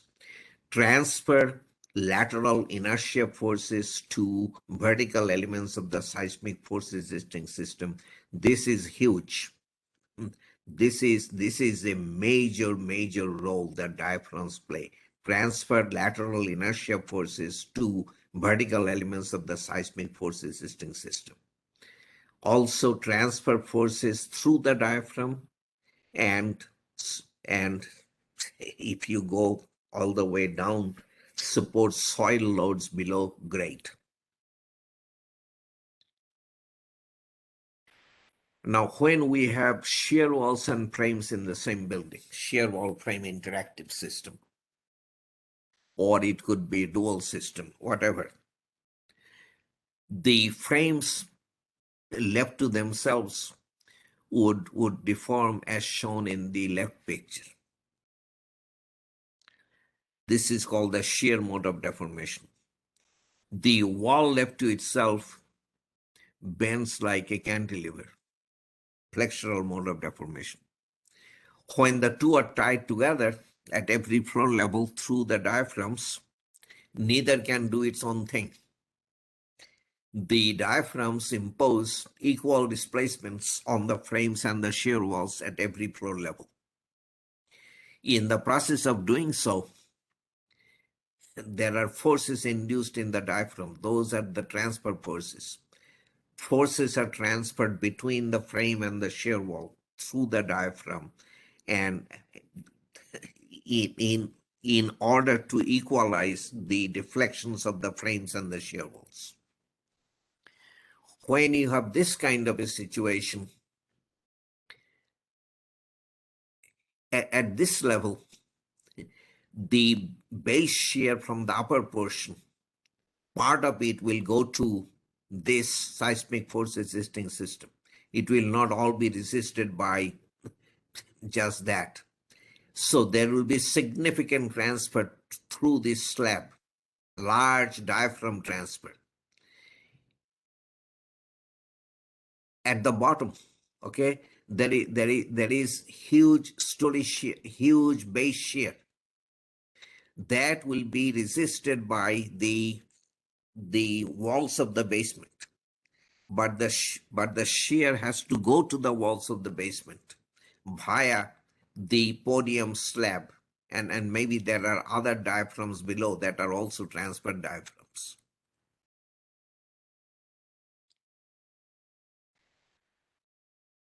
So floor slabs are very typical diaphragm elements. Floor slabs acting as diaphragms, very common.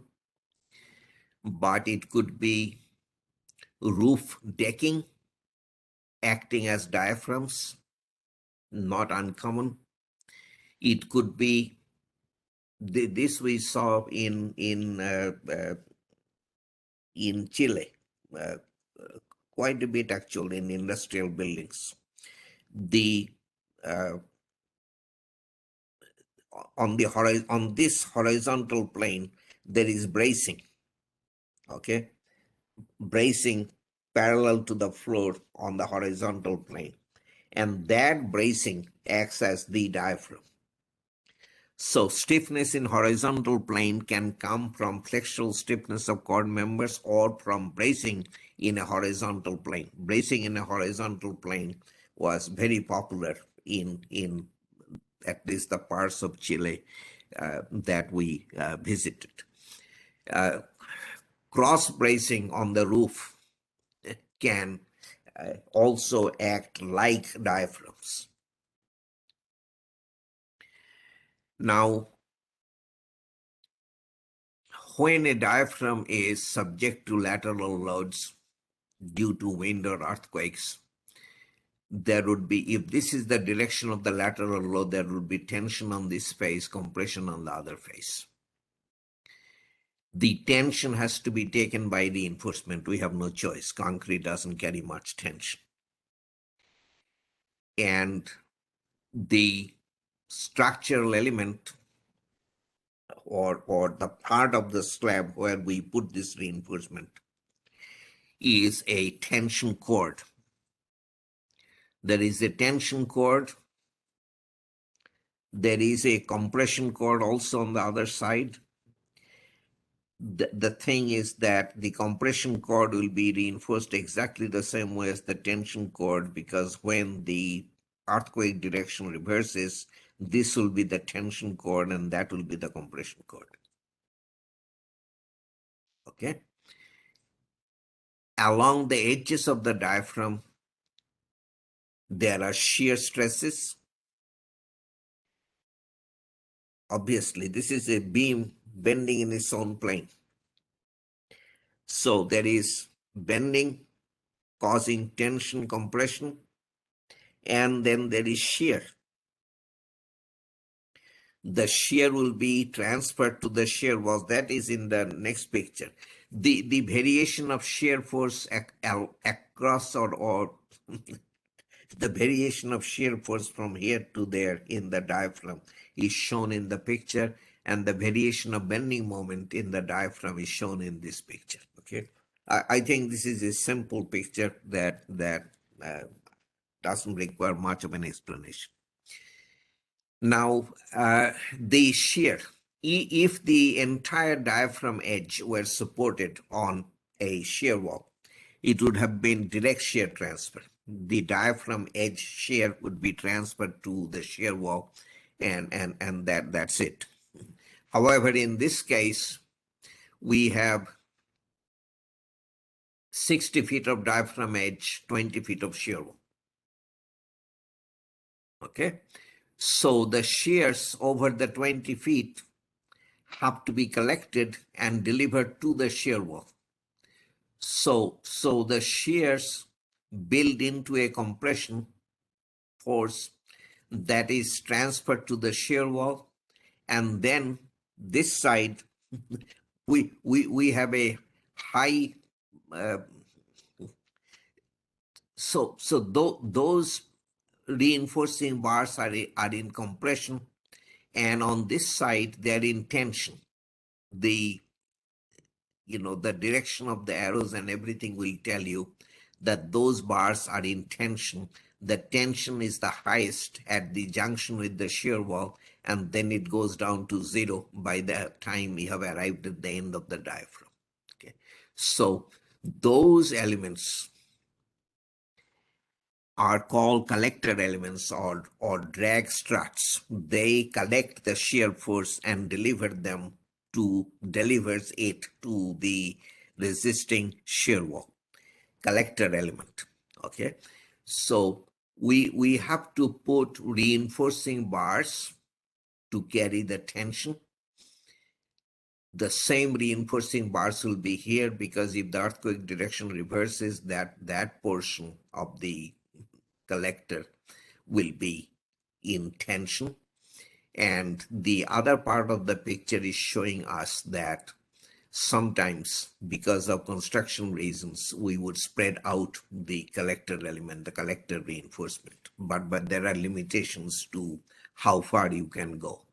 The structural engineers of Northern California have some recommendations that are, I think, pretty sensible. Now, when a shear wall, or this could be a whole tower, sits on a podium, which is very, very common. Okay, a tower, but then very low levels. We have a much bigger structure. Okay. So the base shear from the tower or the shear wall will ultimately be resisted by those basement walls. But how do you go from here to there? And this is like the collector. Okay, so the the base shear will cause shear stresses in the diaphragm. So shear stresses in the diaphragm, you can imagine the shear stresses, and the shear stresses build up to tension in this part, and it is large compression here and then decreases to zero. This is the opposite of the collector, many times called the distributor, but the same principle. These reinforcing bars are absolutely needed to take the base shear into the diaphragm, and then from the diaphragm it goes to the basement walls where they are resisted. Key points on diaphragms. Diaphragms are horizontal elements that transfer lateral forces to lateral force resisting elements. Diaphragms can be floor or roof slab or could be bracing. Diaphragms are classified depending on whether they are flexible or rigid compared to the lateral force resisting system. We have talked about that. Exact and approximate analysis methods are available for each assumption, meaning whether you assume flexible diaphragm or rigid diaphragm. And then diaphragms can be designed as deep beams and detailed to resist flexural tension, shear, and it could even be direct tension.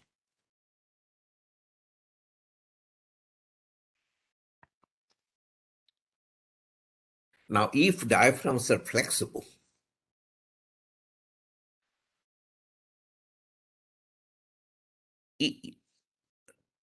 flexible diaphragms typically are, take the parking structure. A parking structure bay is about 60 feet wide. That doesn't vary, could be 62 feet, but something in that range. In the other direction, you go these days 300 feet maybe. Not always 300 feet, but you can go up to 300 feet or more. So that gives you a diaphragm aspect ratio of pipe 300 by 60. And that is a very flexible diaphragm. The span is long, 300 feet, and the span to depth ratio is large. 5 is very, very large. Below 3 is kind of not very flexible. Okay. So that kind of a diaphragm, flexible diaphragm, essentially takes over the dynamic response of the structure. I Well, I may have gone a little too far when I said that that depends upon the building. That can happen. That doesn't happen as a matter of course. But anyway, what does happen? Okay, let's look at this. Uh, when the diaphragms are very flexible, they would increase the fundamental period of vibration of the building. Remember, we calculate the period of vibration as height raised to the power something, considering only the vertical elements of the seismic force resisting shear walls. If it is a frame building, it is a coefficient times height raised to the power something. If it is a shear wall building, it is another coefficient times height raised to the power something else. But the diaphragm, if it is flexible, will increase that period. And as the period increases, initial period may have been, so this is the design spectrum. Initial period may have been here. So this is our design force. The elongated period may be here. The design force has come down very significantly. That can happen when uh, the diaphragm is flexible. Now, whether the forces will decrease or increase or what will depend upon the spectrum, the response spectrum of the earthquake that is hitting our structure. But the point is that the period is changing. Also decouple vibration response of vertical and lateral force resisting systems.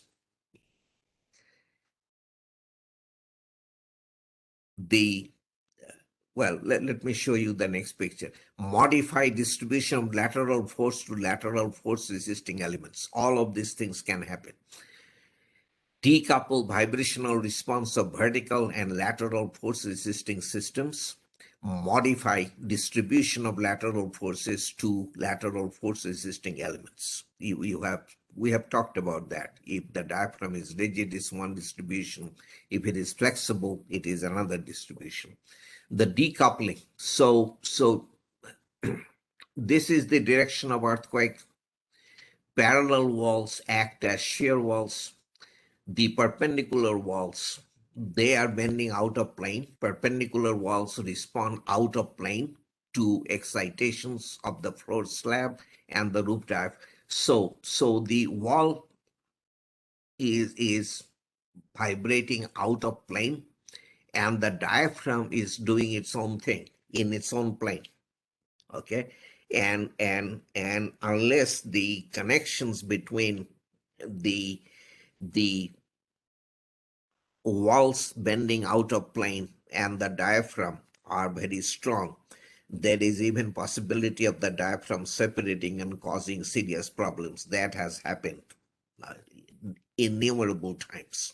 Okay, so anyway, the point here is that the out of plane vibration of the wall and the in plane vibration of the uh, diaphragm are uh, not in consonance. They do not move together. Okay, so the outer plane wall is doing that, and the diaphragm, if the base acceleration follows this history, the diaphragm displacements will probably look like that. We have looked at something like this when we introduce the concept of the response spectrum. Okay, so the diaphragm is deforming in its own plane following this history. What the wall bending out of plane doing is not exactly the same thing. This is the decoupling that we are talking about. Okay, design of diaphragms, the uh, web of the diaphragm is designed to resist shear, and the bending is resisted by the tension compression cords. The tension force in the tension cord and the compression force in the compression cord, the couple between the two, resist the moment. So resist fractional tension using cord elements, which consists of reinforcing bars typically, but you can have physically enlarged sections like beams acting as collectors or cords. Resist shear using web, provide collector elements or drag struts to resist direct tension in slab, as mentioned previously. Okay, so if the diaphragm edge is 40 feet, the shear wall length is 20 feet, this would be a collector element that would require tension reinforcement. For one direction of earthquake, that element will be in tension. For the other direction of the earthquake, it will be in compression. Okay, so those are the basics. Now we come to diaphragm seismic design force level, which has been a pretty hot topic in recent years. So I go to AC 710, 1210.1, AC 705, it was also 1210.1, very, very important section on diaphragm design. This is where you come for the design of your diaphragm. And diaphragm has to be designed. I told you to start with BNBC does not have these provisions. All it says is the two-page thing that I, two-slide text that I showed you, but diaphragms need to be designed, particularly seismic design category D. Okay, so diaphragm shall be designed for both the shear and bending stresses resulting from design forces. Add diaphragm discontinuities, that part you can read. I don't know that. I can. Okay, now you have to follow me closely here. This is very important stuff. Okay, so the beginning again is the design base shear V. We calculate it and then we distribute it along the height of the structure in the manner prescribed by the code. Linear variation, 0 at the base to a maximum at the top for buildings with period less than half a second. Parabolic distribution for buildings with period more than 2.5 seconds. In between, we do an interpolation between a linear and a parabolic distribution. That gives us the F sub I forces, F sub I at floor level I. Okay, that distribution is shown in red in the picture. Okay, this is a 1, 2, 3, 4, 5 level building. At the top level, you see the force. Next level, it is lower. Next level, it is lower, and so forth. Now that the diaphragm at floor level X is not designed for the force F sub X. It is designed for a force equal to F sub Px. Again, very important. The diaphragm at floor level X is not designed for F sub X. It is designed for a diaphragm design force equal to F sub Px, given by this formula, where W sub Px is weight tributary to the diaphragm.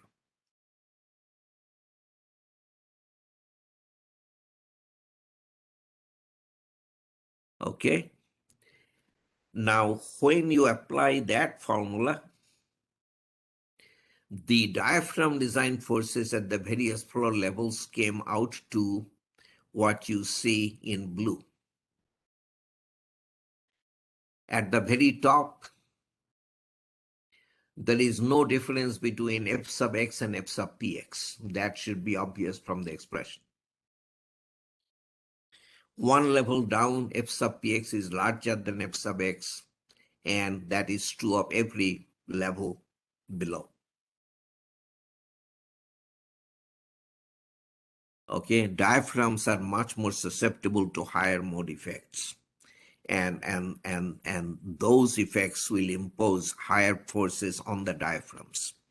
Anyway, so that formula we have used for a long time, and that gives you the diaphragm design force distribution as shown in the picture.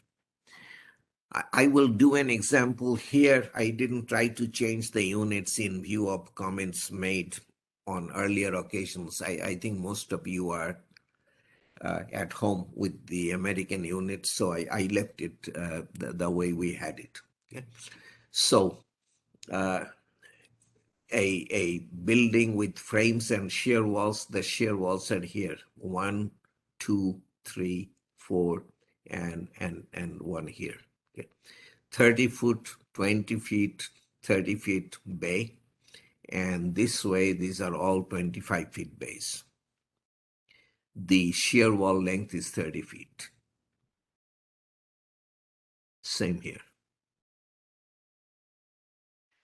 Okay, these are the seismic weights at the various floor levels. Seismic weight is something defined.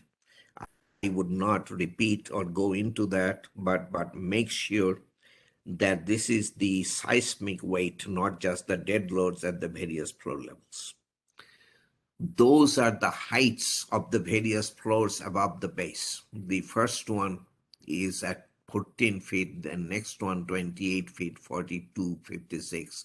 So the story height is 14 feet, which is a little unusually tall. This is W sub x times h sub x raised to the power k. K, remember, is 1 for stiffer buildings, 2 for flexible buildings, in between 1 and 2 for in between buildings. Okay.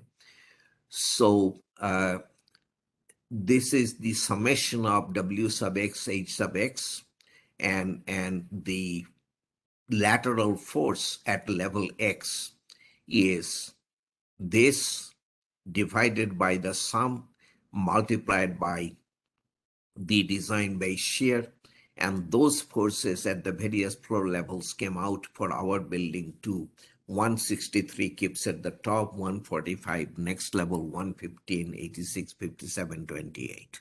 Okay.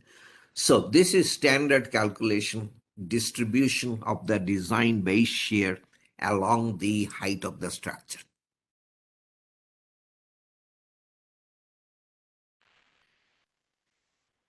I should have mentioned and didn't somehow that this force F sub px has an upper bound on it beyond which you need not go.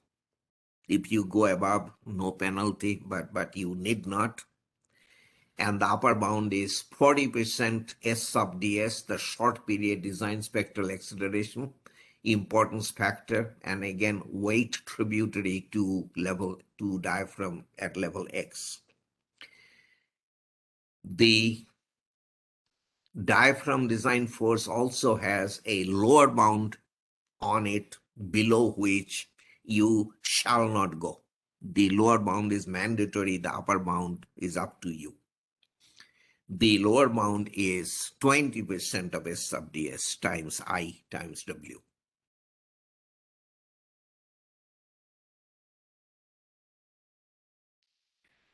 So in our case, the upper bound, 40% S sub ds IW is 40%, S sub ds apparently is 0.34, I is 1, W sub px from the table is 1962 at a typical level, and that gives you 267 kips. The lower bound of 20% S sub ds is one half of that, that is 133 kips. Okay. Now we calculate the diaphragm design forces from this formula.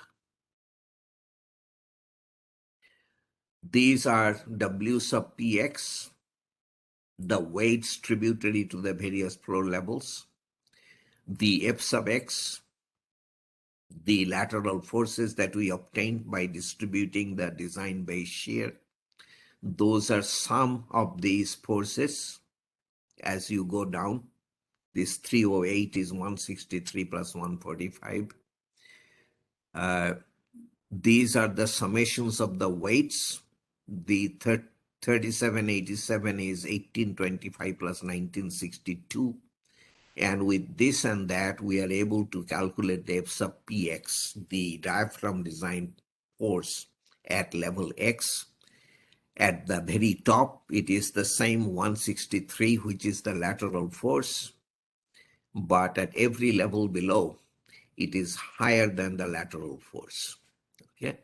Now, at these levels, we go below the minimum 0.2 S sub ds IW, so the minimum will govern.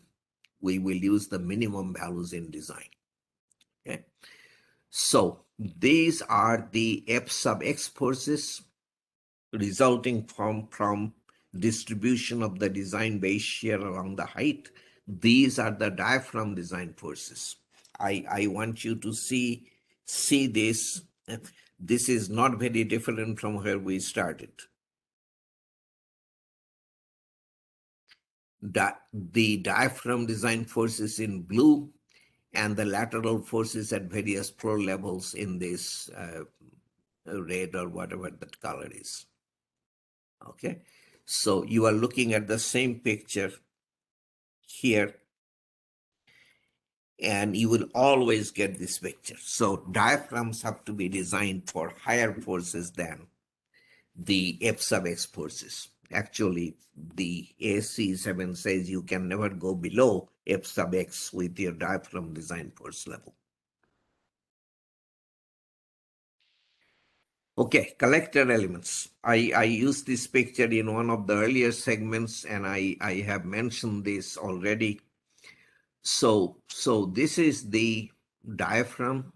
These are the lateral forces. If this is the direction of the lateral forces, this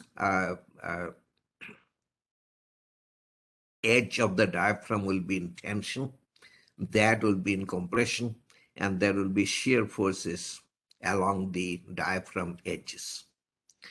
If the entire diaphragm edge were supported on a shear wall, it would have been a direct shear transfer, but it is not. We have so much of diaphragm edge, only so much of shear wall.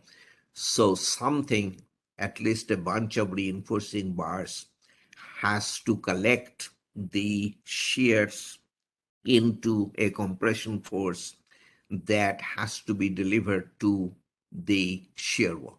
When the earthquake direction reverses, it will be the same reinforcing bars will be in tension. Okay, you can visualize that. Okay, and we have to reinforce the collector for the tension. The compression is not a non-problem to, I mean, we cannot just disregard the compression saying that concrete is strong in compression. Yes, concrete is strong in compression, but if the compression becomes high beyond a certain threshold, concrete needs to be confined. So there are provisions in ACI 318 that requires us to very tightly confine the collector element, okay, particularly at splices and so forth.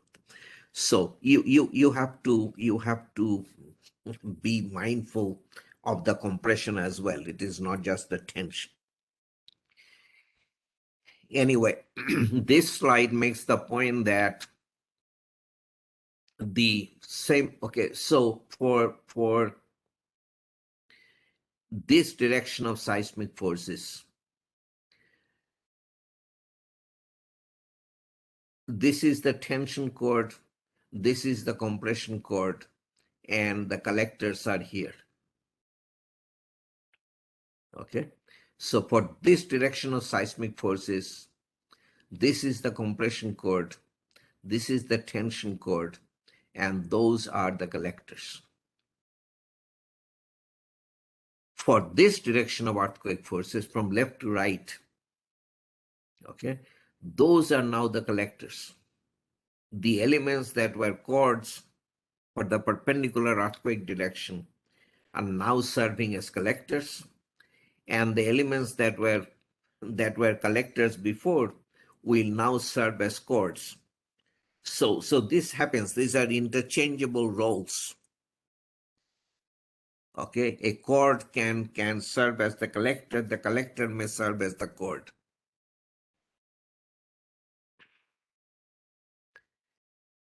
Okay, where the diaphragm is required to, okay, so this is the other thing that I think is important. So inertia forces develop in the diaphragm. Okay, this we have talked about at much length over probably 2 or 3 different lectures. But then if the seismic force resisting shear walls makes an offset like this, the shear wall comes down on your slab.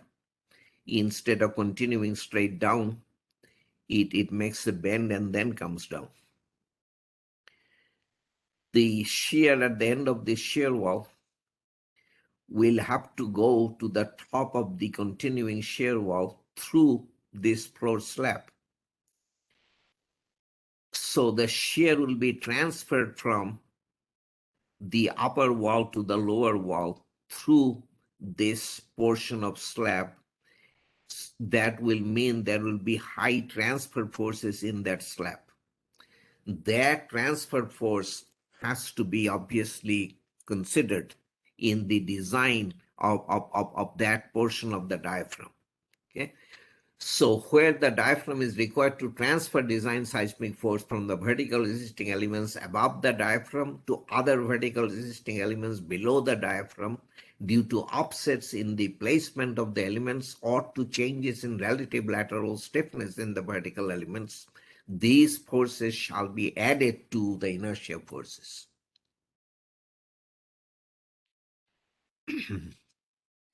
I mentioned to you already, when it comes to the inertia forces, redundancy factor is equal to 1. When you design your diaphragm, your redundancy factor is 1. However, on the transfer forces, the redundancy factor is 1 or 1.3, whatever you have calculated for your structure. If you have calculated a rho of 1.3, you have to apply that rho on the transfer forces. You don't apply, remember, rho is in the designed load combinations. When you are combining the effects of earthquake forces with the effects of gravity. Okay, so this transfer force will be an earthquake effect. If the lateral forces you are transferring are seismic forces, then the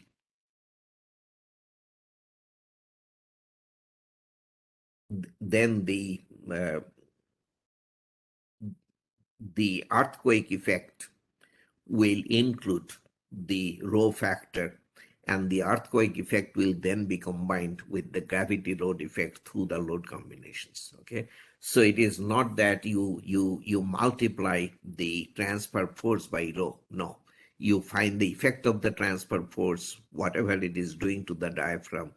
Those will have to be amplified by rho and then added to the effects of inertia and so on and so forth. Now, this is a picture of what actually happens. This multi-story building was tested on the outdoor shake table at University of California, San Diego. Some earthquake motion was imparted to the shake table, and the accelerations of the various floors were measured. And you are looking at the measured accelerations at the various floor levels. So this is the acceleration of the ground or the shake table. This is acceleration of floor level 1. 2 is not in the picture. Floor level 3 acceleration, floor level 5 acceleration, floor level 7 is the top level. You see that the floor acceleration goes up as you go up the building. This is pretty typical. At the roof level, you will typically experience 2 to 3 times the acceleration at the ground level. Okay, 3 times is not all that terribly unusual. So that means that the roof diaphragm needs to be designed for much larger forces than the lower level diaphragms. Okay, are you with me? So this is something ASCE7 did not recognize until something happened in the 2016 edition that I will mention to you.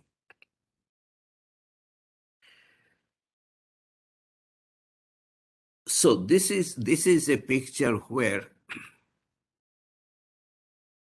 we have shake table test data and data that were gathered from actual buildings after the Northridge earthquake. On the x-axis is peak ground acceleration. On the y-axis is floor magnification, meaning the floor acceleration is twice the ground acceleration. Floor acceleration is 3 times the ground acceleration, and so forth. Okay. So these are the measure points. Floor magnification, actual observed floor magnification, observed or measured in shake table test as a function of peak ground acceleration. This is the ASCE7 upper mount diaphragm design force. 0.4 S sub ds I times W. This is the lower mount ASCE7 diaphragm design force. We need not ever exceed 40% S sub ds times I times W. And you see that that maximum is lower than all the points from measurement as well as observation. So that tells you that we are under designing our diaphragms. The diaphragm design force is very likely going to be much larger than what you are designing for. So based on these observations from many sources, in PCI's seismic design manual that Ned Cleland and I put together many years ago, we made some recommendations for structures assigned to design category D, E, or F.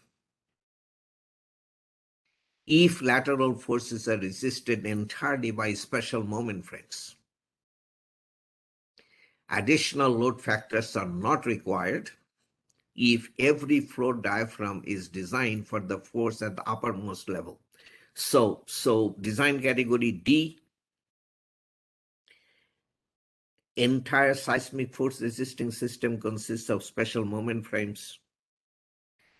You design all the diaphragms for the roof level diaphragm design force. You don't go down the height of the building. You design all the diaphragms in the building for the roof level diaphragm design force. Our recommendations were picked up in the PCI design handbook, and part of the recommendation is for structures assigned to design category D, if shear walls are part of the lateral force resisting system,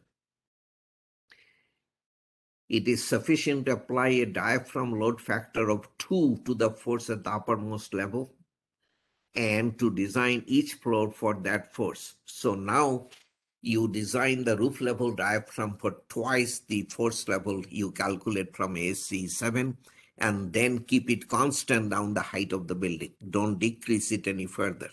This was our recommendation. Lately, and this may be my last slide, maybe there is another, I don't remember. No, this is it. Yeah, okay.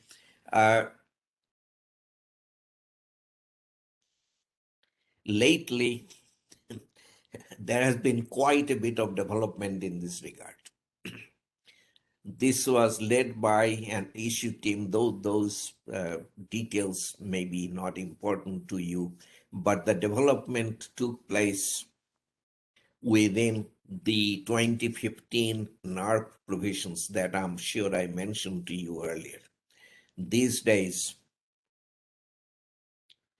part one of the NARP, so first of all, 2015 NARP provisions adopted ASC 710 and then made a small number of modifications in part one to the provisions of ASC 710. One of those modifications was a different diaphragm force level. We retained section 1210.1 as it is. Everything that I showed you is still in ASC 7, but then there is an alternative diaphragm design force level in section 12.10.3 of ASC 7, which originated in the 2015 NARP provisions. This alternative design force level is mandatory for precast diaphragms in design categories C and D. It is allowed to be used, not required to be used, for design category B precast diaphragms, cast-in-place concrete diaphragms, and wood diaphragms supported on wood framing. Steel deck diaphragms are not included in that list. Steel industry felt more research had to be done before they would agree to the different force level.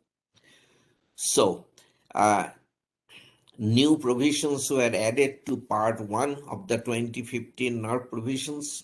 These provisions, with a small number of modifications, became part of ASC 716, that is section 12.10.3 of ASC 716.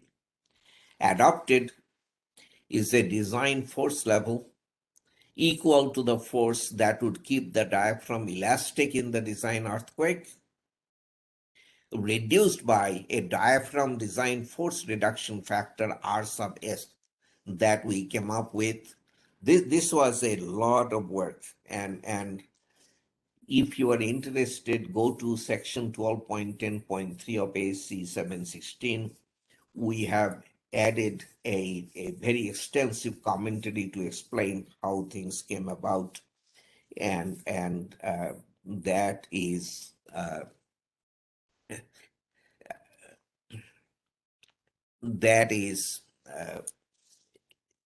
how should I say, to reconcile this problem that observed force levels are high, our diaphragm design force levels are low, and in this approach, the new design force level, we are essentially saying that uh, it's not as bad as it looks like. You don't have to design for the you do not have to design for the force level that will keep your diaphragm elastic in the design earthquake, because there is overstrength in your diaphragm, there is ductility in your diaphragm. With both of those being present, if you design for lower design force level, your diaphragm performance should be fine, and that's where the R sub S factor comes in. So that is a very significant development that I will not go into, because ASC 716 is a long way from ASC 705, which is the basis of your BNBC provisions. So I will end it here. Obviously, if you have an interest, then that is a very, very good place to go to.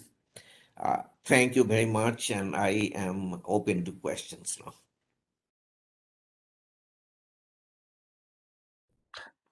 Thank you, Dr. Ghosh. Yeah, so we have a lot of questions. I answered a few of them.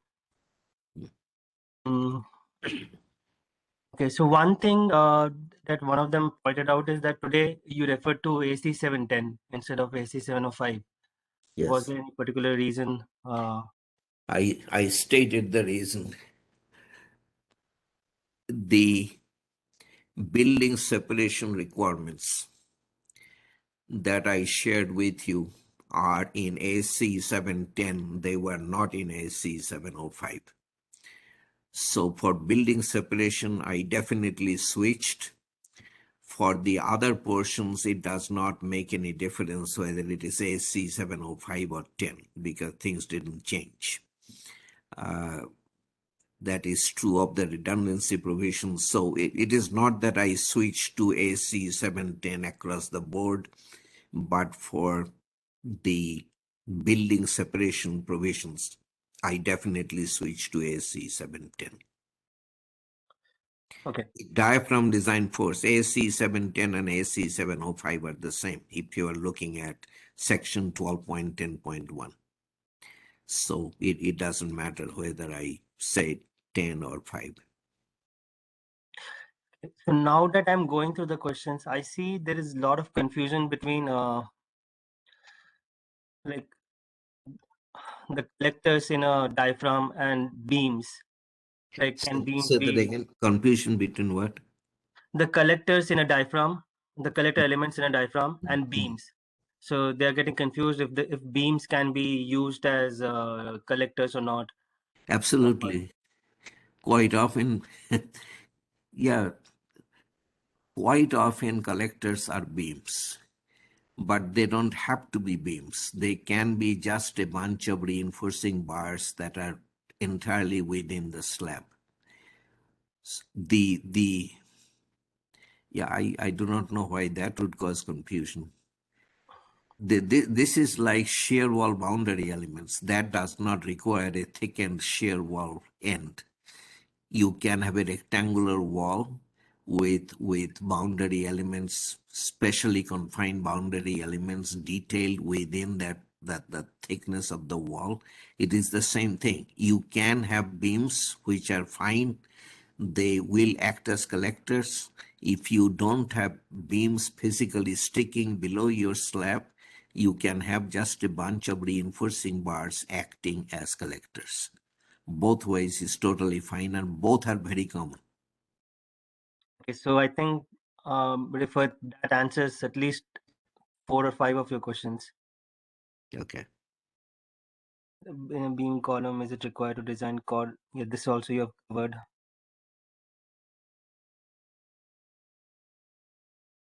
Can we consider slab on grade as a diaphragm if collector elements are inserted between slab on grade and column, but no connection between grade beams and slab on grade?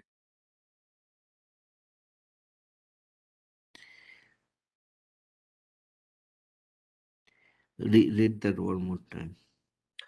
Can we consider slab on grade as a diaphragm if collector elements are inserted between slab on grade and column, but there is no connection between grade beams and slab on grade. Yeah.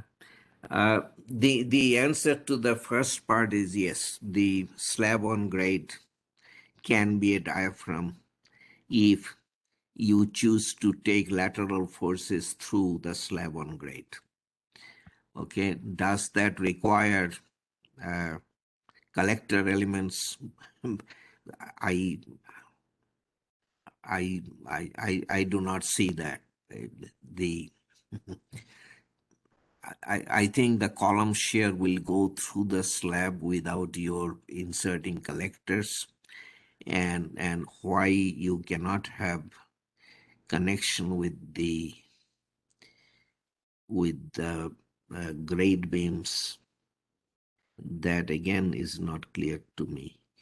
Uh, yeah, the second and the third part of your question is not clear, but a slab on grade can be, and it is required to be designed as a diaphragm if you transfer lateral forces through it. The lateral forces may be from columns, maybe from shear walls. If it is lateral force from shear wall, then you will need some kind of collector elements or something to spread the load around. From columns, I don't think so. Okay, Dr. Ghose. When we separate two structures, what elements do we use to integrate them? I do not mean structure integration, but architectural.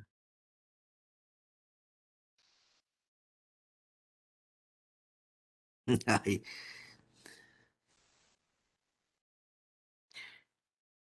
anyway, there are a couple of things that I think are important. You cannot have anything that will uh, what do I want to say? The structures will need to deflect freely uh, with whatever you have installed in place. Yeah. So the gap has to be maintained. You cannot let it be filled with debris or whatever over the years, because then you don't have a separation. That is a necessity. If the outside, from the outside, you want to create the impression there is no gap, you can put something like plasterboard or something that will easily crumble in an earthquake, not uh,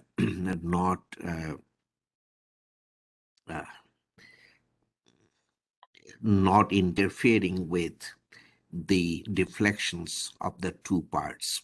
So it yeah, I think you get the idea. So you can put something to cover it up, but that something cannot be in the way when the buildings want to deflect. It needs to break pretty easily.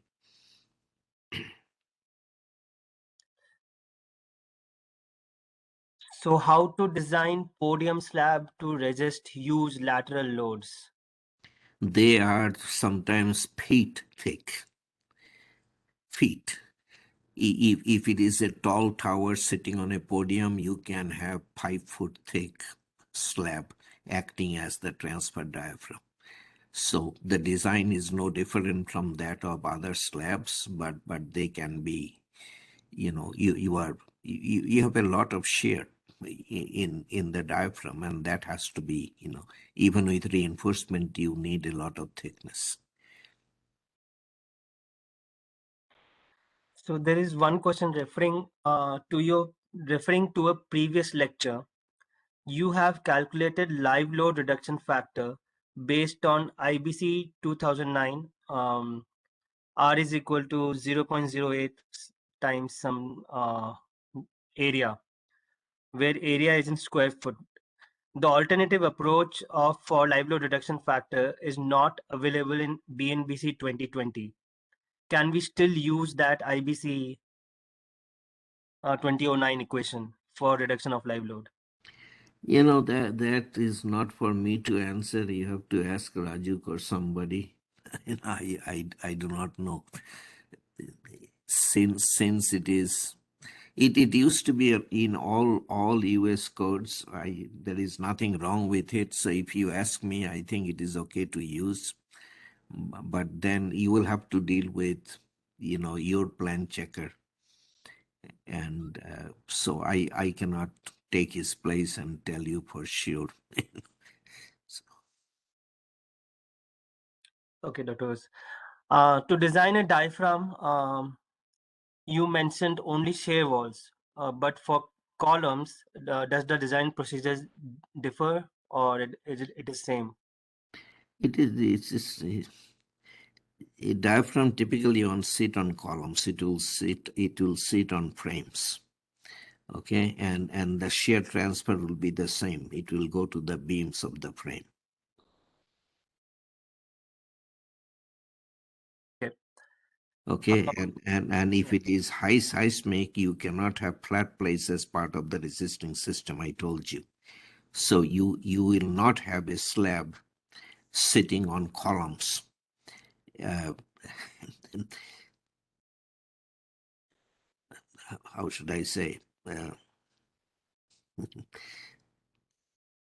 Flat plate columns will not be part of the resisting system. So you will never have a situation where your slab will not sit on a beam or a shear wall. Yeah, that's a good answer. Um, so today you showed us how to calculate the diaphragm design force. Can you provide us with a design example by which we'll be able to use this design force for designing slabs? I'll have to look. Ready-made diaphragm design examples are not very common. I'll have to look. Yeah, it will be good to have one.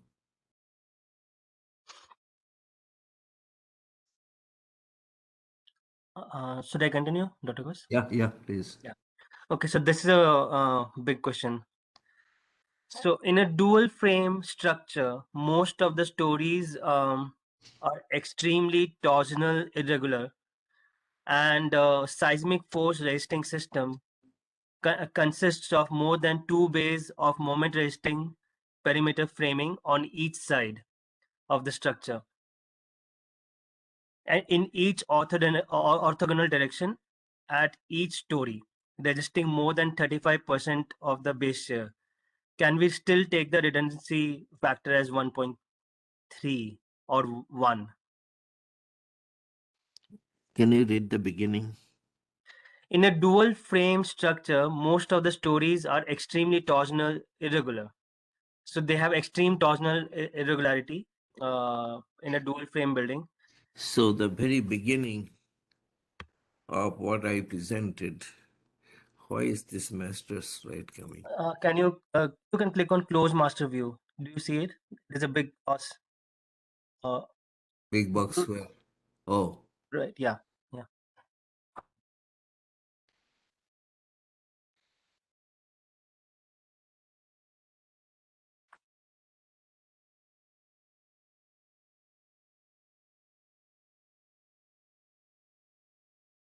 you see the first line, if a structure is regular in plan, and there are at least two bays, etc. So if you have extreme torsional irregularity, you cannot use this approach.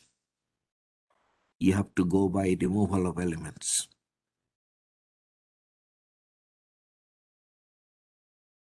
It's very straight cut. Yes. Mm, just a second.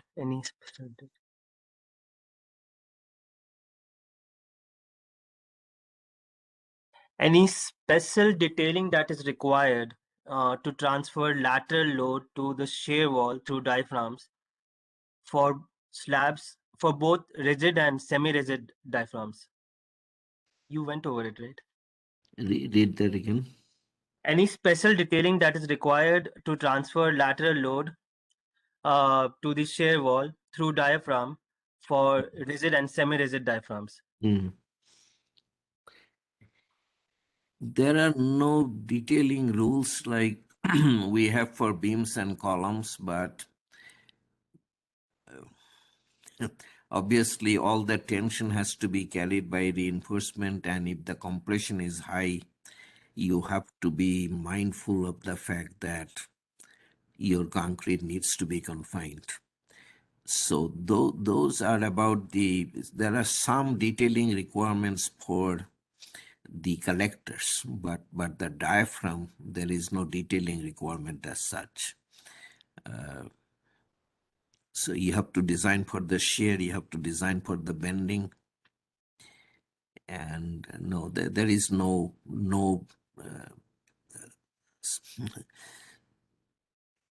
how should I say, the basics still apply. If you have high compression, you will have to confine.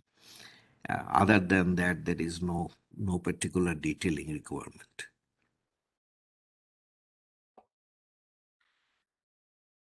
Okay. Um, and we use horizontal bracing systems as diaphragm. Yeah. That you mentioned in one of the slides. Mm-hmm. And then I should.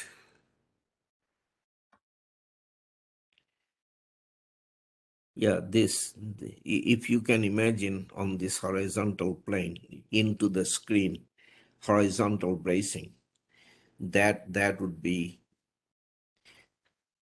that would serve quite well as diaphragm. Yeah, this as I said, we saw in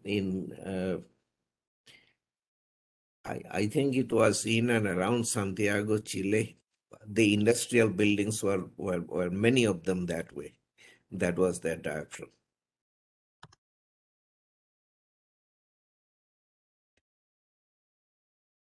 yeah, this question is not clear. I will just tell him to clear this question once.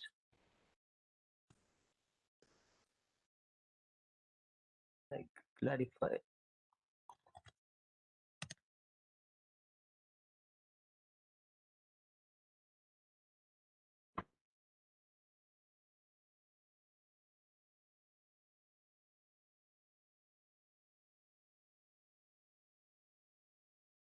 Do you provide all question and answer session for all sessions? We do at the end. What was the question? That do you have question and answer sessions after at the end of all question and answer all sessions Yeah, basically? I think there was one day there was an exception. I went up to 11. Yeah, sometimes the content is that much that there is no time Yeah, left. but it happened only once, I think. Yeah, but most of the sessions we do have. Yeah. Um, so we will appreciate if you can discuss the difference between or relation between drift and displacement. It's very simple. I have discussed it many times. Deflection is deflection, okay? If you are talking about floors under lateral load, how much does the floor move sideways? That is deflection or displacement. The drift is interstory displacement. Drift is deflection at the top of a story minus the deflection at the bottom of the same story. That's very important, okay? Deflection is for a floor level, drift is for a story. And drift is deflection at the top of a story minus the deflection at the bottom of the same story. And then the drift can be elastic drift. That would be the elastically computed deflection at the top of the story minus the elastically computed deflection at the bottom of the story. Or it can be what we call design drift, which will be the elastically computed displacement at the top of the story minus the elastically computed deflection at the bottom of the story, the whole thing multiplied by C sub D, the deflection amplification factor, and depending upon what you are doing may be divided by the importance factor I. Now, if this drift, the design story drift as it is called, is divided by the story height, that is called the design story drift ratio. But the difference between deflection and drift is as simple as that. As simple as I said, the deflection is for a particular floor level, how much it moves sideways under lateral load, and the drift is for a story, and that is the deflection at the top of the story minus the deflection at the bottom of the same story. Okay, Dr. Ghose. So while calculating soft story effect, should we account for the stiffness of the story below grade beam, that is basement or surrounded by soil? There is nothing called soft story effect that I know about. You deal with soft story the way it is. It is a stiffness discontinuity by definition. Quite often, soft story goes together with weak story. There is also a strength discontinuity. Whether you consider whatever lies below, it depends on where your base is. Base is defined in AC7, and I'm sure it's in BNBC, as where earthquake ground motion is assumed to be imparted to the structure. It is up to the engineer to decide that. Okay, so if your base is, let's say, at the ground level, whatever the top of the basement, then there is no reason for you to consider the rest of it. You go from the base up.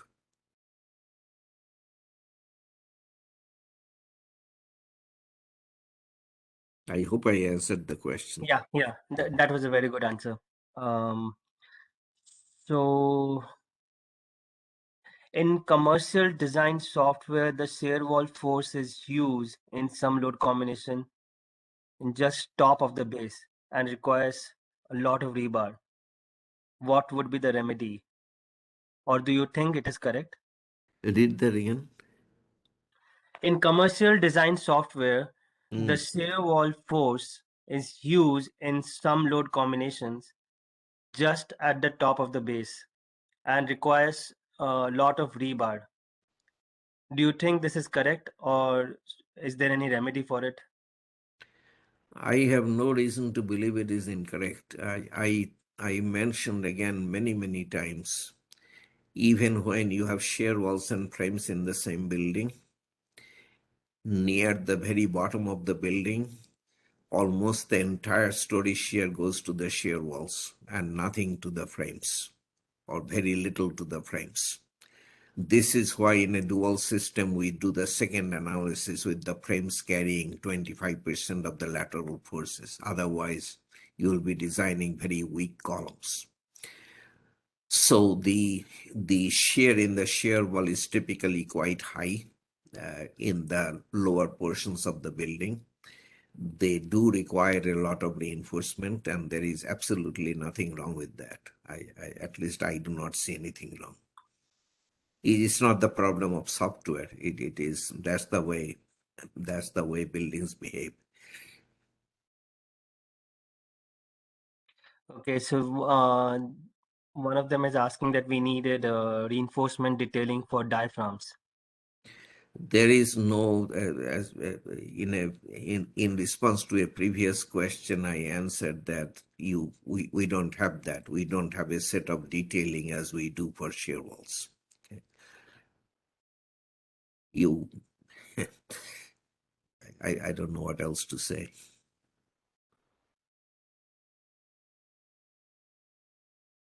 Same question again. So I will say this is Look, replied look, already. look at the ACI 318 has a whole section on diaphragm uh, in part of chapter 18. It's 1811 or 1812, I don't know, something like that.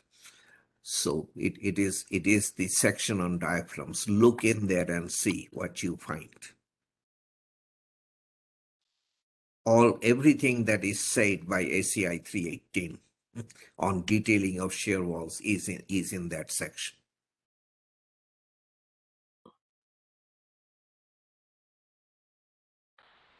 Okay. So there was one question that I asked for clarification. So he clarified.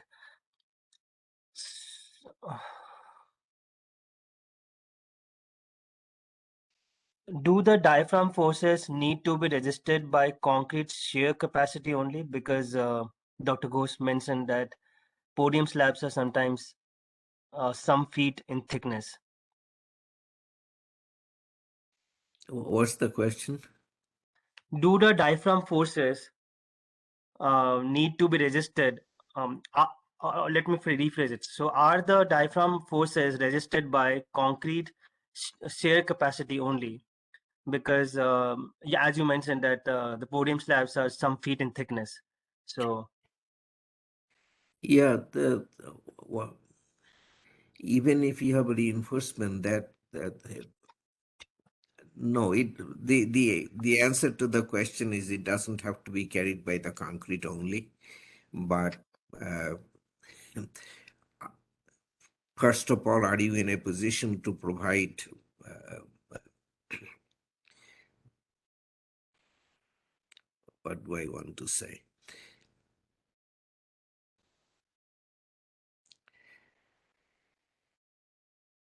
If you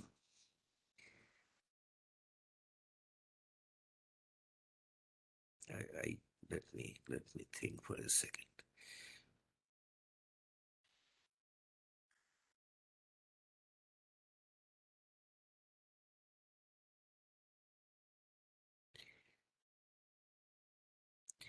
I think the best answer I can give you is even if you provide shear reinforcement, you will still need a thick mat, thick podium slab. 5 feet may be an exaggeration that you find very, very seldom. 5 feet, but 2 feet, 24 inches, 30 inches podium slabs are not at all uncommon. And we need that even when we have reinforcement carrying part of the shear. Shears are very high. It's several thousand kips at the bottom of those towers, and that all has to go through the slab. So the answer, basic answer to your question, no. We don't have to rely only on concrete to carry shear. If we are prepared to provide reinforcement, that's fine. That's allowed.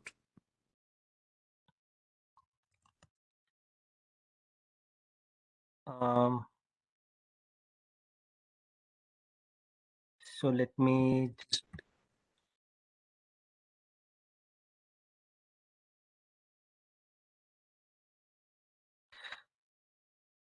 This was already answered in the question and answer before, so I don't want to go over it again.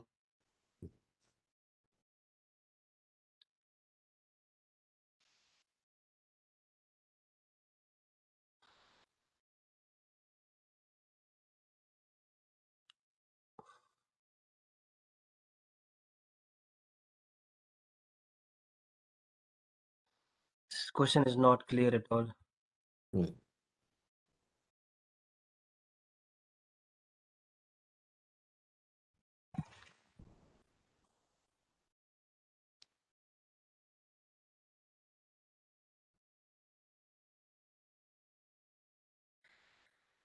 Is there any code provision to check overall deflection of the structure?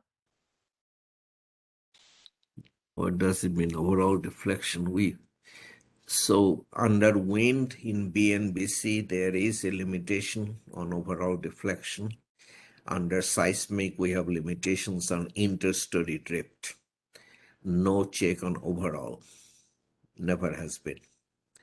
But interstory drift, as discussed many times by now, have to be within tolerable limits.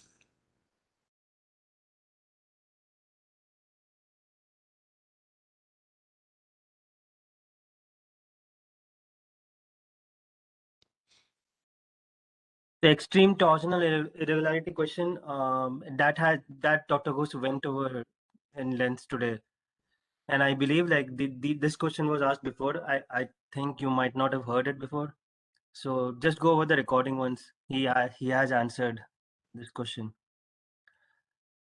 Um,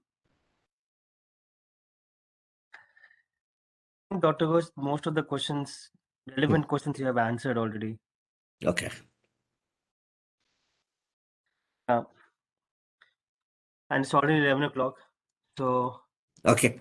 yeah, let's end the session today. I think most of the questions you have answered, and other Okay. questions are not clear or they have been answered already in some way. So Okay. yeah, Thank you. thank you, Dr. Ghosh, and we'll see you tomorrow for the last seismic session, I guess. Yeah. And Yeah.